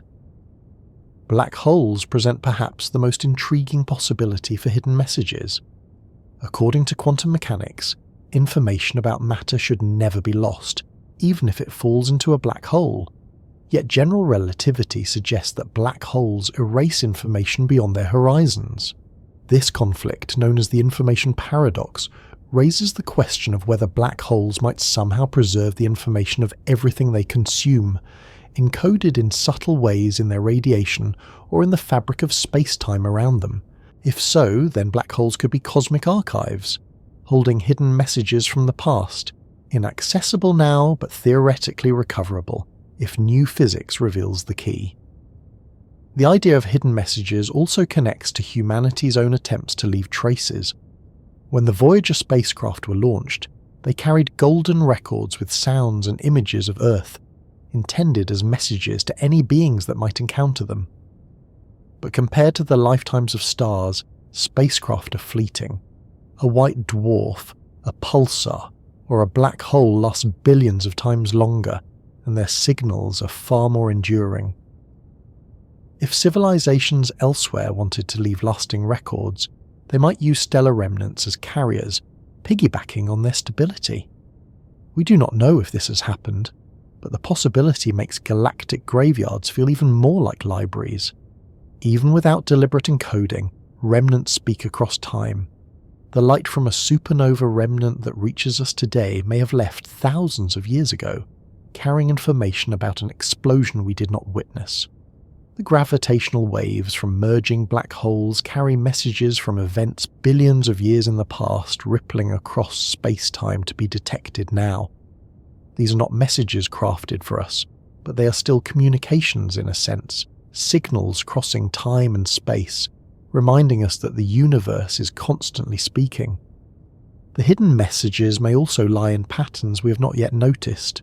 For example, the distribution of neutron stars or the frequency of supernovae might reveal deeper truths about the structure of the cosmos. The cooling of white dwarfs could tell us about the behavior of particles that we cannot detect directly. The evaporation of black holes could one day reveal secrets of quantum gravity. Each of these is a form of message, waiting for us to develop the tools to read it. The graveyard may be full of such hidden records, unnoticed only because we lack the perspective to see them. There is also the philosophical dimension. To think of remnants as messages is to see the universe as something that communicates, even if unintentionally.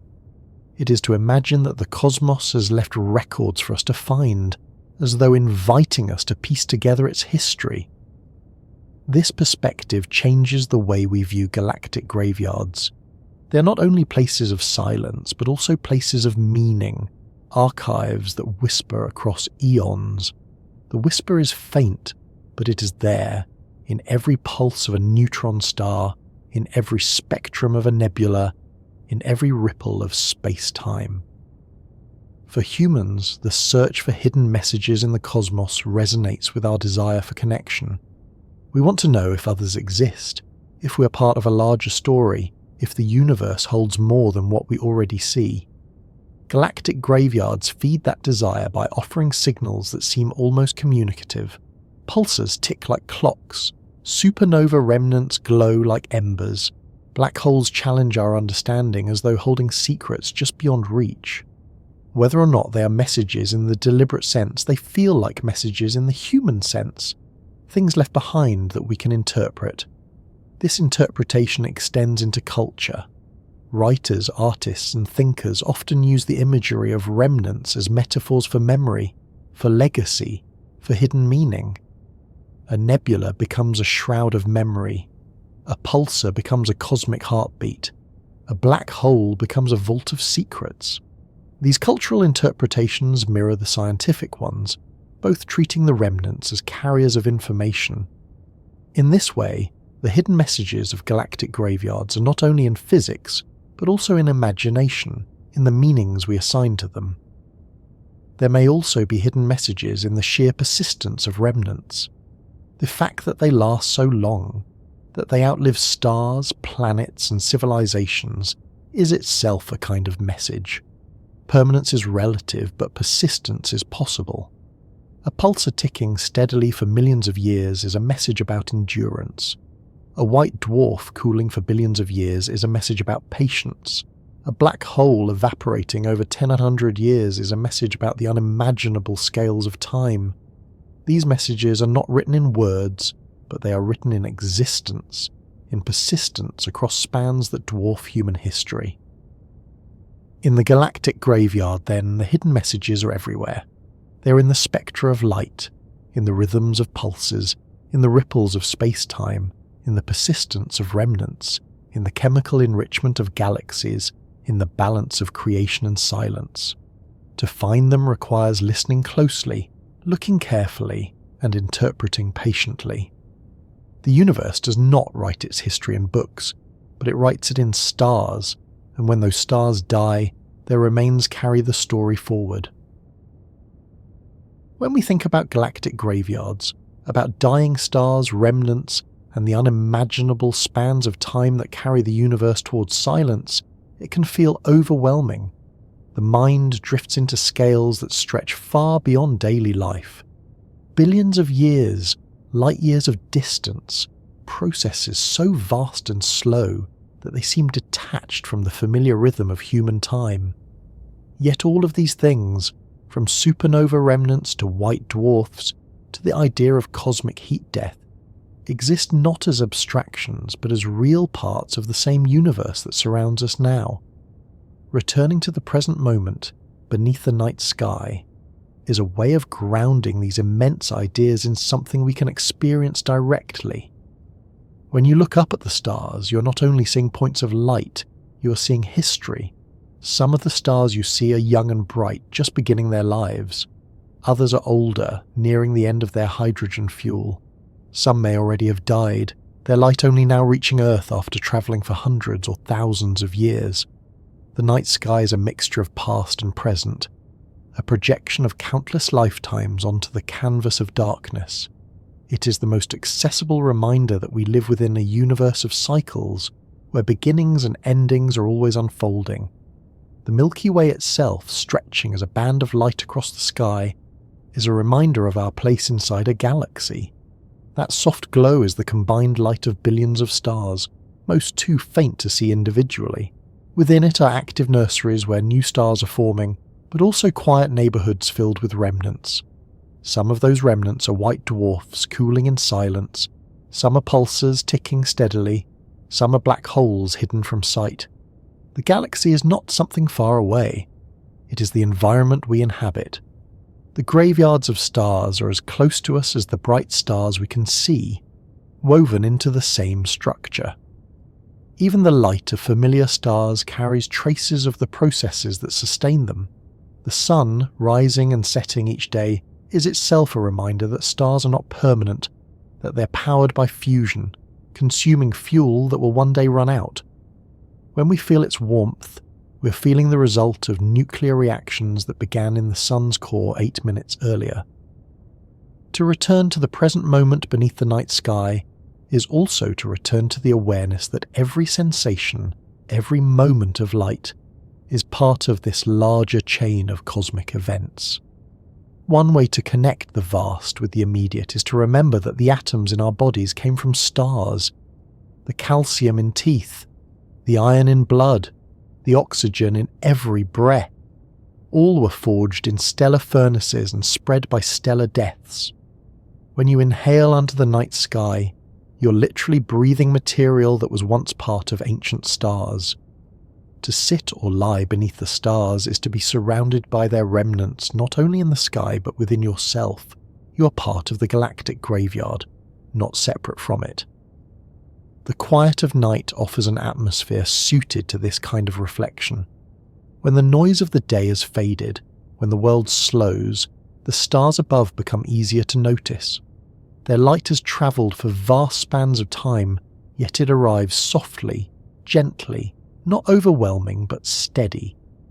Looking at them can calm the mind, not because they answer questions directly, but because they remind us that existence is larger than any single concern. Galactic graveyards may seem abstract, but their products, the stars, the light, the elements, are present here and now, in ways that can be felt without needing equations. It can help to think of the sky as a kind of open archive. Each point of light is a record. Each faint glow of a nebula is a page in the history of stellar life and death. Astronomers use telescopes to read those pages in detail, but even the naked eye can read them in outline. To look up is to glimpse an ongoing story, one that does not end, one that includes both the birth of stars and their fading. Returning to the present beneath the night sky is like returning to a library where the shelves extend endlessly, where every book is still being written. Sometimes, noticing the darkness itself is as powerful as noticing the light. The spaces between stars are not empty, but filled with interstellar gas, dust, and invisible remnants. They are the neighbourhoods of the graveyard, silent but not vacant. To let the eyes rest on those dark patches is to acknowledge what is hidden, as much as what is visible. The universe does not announce everything at once. Much of it lies quiet, waiting, subtle. Paying attention to that quiet is another way of connecting to the present moment, of being with the sky as it is. For many people throughout history, lying beneath the stars has been a way of finding orientation, both physically and spiritually. The constellations guided travellers across seas, helped mark seasons for agriculture, and offered frameworks for myths. Today, they can guide reflection in a different way. Knowing that some of those stars are already remnants, knowing that their light is the last trace of long-gone events, adds depth to the experience. The constellations are not only shapes in the sky, they are collections of histories, some still unfolding, some already written. Modern life often separates us from these rhythms. Artificial lights obscure the stars in cities, and schedules fill the hours with tasks. But the night sky remains accessible to anyone who steps outside, away from brightness, and looks up. In those moments, the same sky that revealed the Crab supernova to ancient observers reveals itself again, unchanged in its vastness. The same stars that gave rise to myths now remind us of physics, of cycles, of the galactic graveyard. Returning to this view is returning to continuity, to something that has connected humans across all cultures and ages. The present moment beneath the sky is not only about vast timescales, it is also about sensory detail, the coolness of night air, the faint sounds of the environment, the stillness of lying back and letting the eyes adjust. These details ground us, linking the abstract vastness of the cosmos with the direct experience of being here. The galactic graveyard is not somewhere else. It is above us, around us, within us. The present moment is where it becomes tangible, not through equations but through simple presence. In this way, returning to the present beneath the stars does not diminish the grandeur of cosmic ideas, it enhances them. It connects the unimaginable to the immediate, the far away to the here and now. Every star in the sky is part of the story of stellar birth and death. Every patch of darkness may hide a remnant or a nebula. Every breath we take is linked to the elements scattered by ancient explosions. By noticing these connections, we turn the night sky from a distant spectacle into a lived reality. There is comfort in this return. Galactic graveyards speak of endings, of entropy, of the eventual silence of the universe. But the night sky speaks also of persistence, of continuity, of presence. The stars shine now. The air carries oxygen now. The Earth orbits the sun now. The present moment is not overshadowed by the distant future. It is enriched by it. To lie beneath the stars is to hold both perspectives at once. The awareness of cosmic timescales and the immediacy of this moment, breathing, listening, watching. The act of looking up is itself a kind of message. It is a reminder that even as the universe unfolds on scales beyond comprehension, we are participants in it. We do not stand outside the story. We are inside it, made of its remnants, living in its cycles, capable of reflecting on its patterns. Returning to the present moment beneath the night sky is not about escaping the vastness, but about embracing our place within it, however small, however brief, however fleeting. And so the galactic graveyard, with all its remnants and mysteries, comes back to something simple. A sky filled with stars, a planet filled with life, a moment of stillness beneath both. The universe writes its history in matter and light, but it invites us to read it not only with instruments, but with our own presence. To notice, to breathe, to feel the night air, to see the stars as they are now. This is the return. This is where all the abstractions become experience. The galactic graveyard is vast, but the present moment is here, and both are part of the same universe. As we come to the end of this long journey through galactic graveyards, the mind may feel heavy with images of white dwarfs cooling slowly, neutron stars pulsing steadily, black holes hiding behind horizons, and galaxies themselves drifting into silence. Yet it is worth remembering that all of these vast ideas, All of these immense timescales and transformations are connected directly to the world you live in. The light of the stars that once died now shines in your sky. The atoms scattered by ancient supernovae now form the air you breathe. The cycles we have explored are not faraway stories, but the foundations of everything familiar. Perhaps what lingers most from this exploration is the rhythm of continuity. Nothing in the universe is wasted. Stars live, burn, and fade, but their matter becomes part of new generations. Galaxies grow old, but their remnants enrich the space around them. Even the faintest glow of a supernova remnant carries forward the memory of what came before, and you, sitting or lying here now, are part of that same continuity. Your body carries the record of stars, your breath connects to cycles billions of years old, and your life is one expression of the galaxy's long unfolding. There is no need to hold all of this in detail. It is enough to let the ideas wash through, like waves that rise and fall, leaving impressions that do not need to be grasped tightly. The universe is too vast to capture all at once, but it does not ask you to. It offers itself in glimpses. A star visible from your backyard, the glow of the Milky Way on a dark night, the quiet reminder that time is always flowing. Galactic graveyards are immense, but they are also intimate, always present in every moment of light and every atom of matter. As you reflect on these cycles, notice how they mirror the cycles of your own life. Activity and rest, brightness and quiet, beginnings and endings, all woven together. Just as galaxies have silent neighborhoods, you also have moments of stillness. Just as stars scatter their material to seed new worlds, you leave traces of yourself in the lives you touch. The cosmos and the individual are not so different. Both are temporary, both are part of larger patterns, both carry memory forward in different ways. Let yourself rest in that thought. The night sky above is not separate from you. It is your larger context, your deeper history, your greater home. To return to it is not to feel small, but to feel included in something vast and continuous. Galactic graveyards may sound solemn, but they are not empty. They are filled with persistence, with records, with seeds for the future.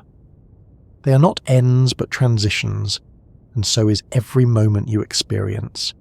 And so, as this journey draws quiet, you can carry with you a sense of calm. The stars have lived and died, and you are here. Galaxies are aging, but their light still shines in the night. The universe is drifting towards silence, but in this moment, it is alive with presence. You do not need to solve its mysteries. You only need to notice them, gently, as reminders that you belong to something unimaginably vast, and that even in silence, the universe speaks.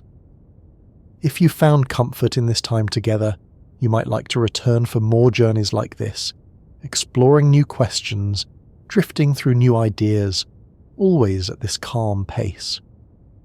You're welcome to subscribe, to leave a like, or to share these quiet explorations with someone else who might need them. It's a simple way to stay connected, both to this channel and to the wider community of listeners who find rest in science and wonder. For now, though, you can simply rest. Let the mind settle, let the body sink into stillness, and let the stars remain above you, steady, quiet, and present. The galactic graveyard is vast, but tonight you are here, in this moment, breathing beneath the same sky. And that is enough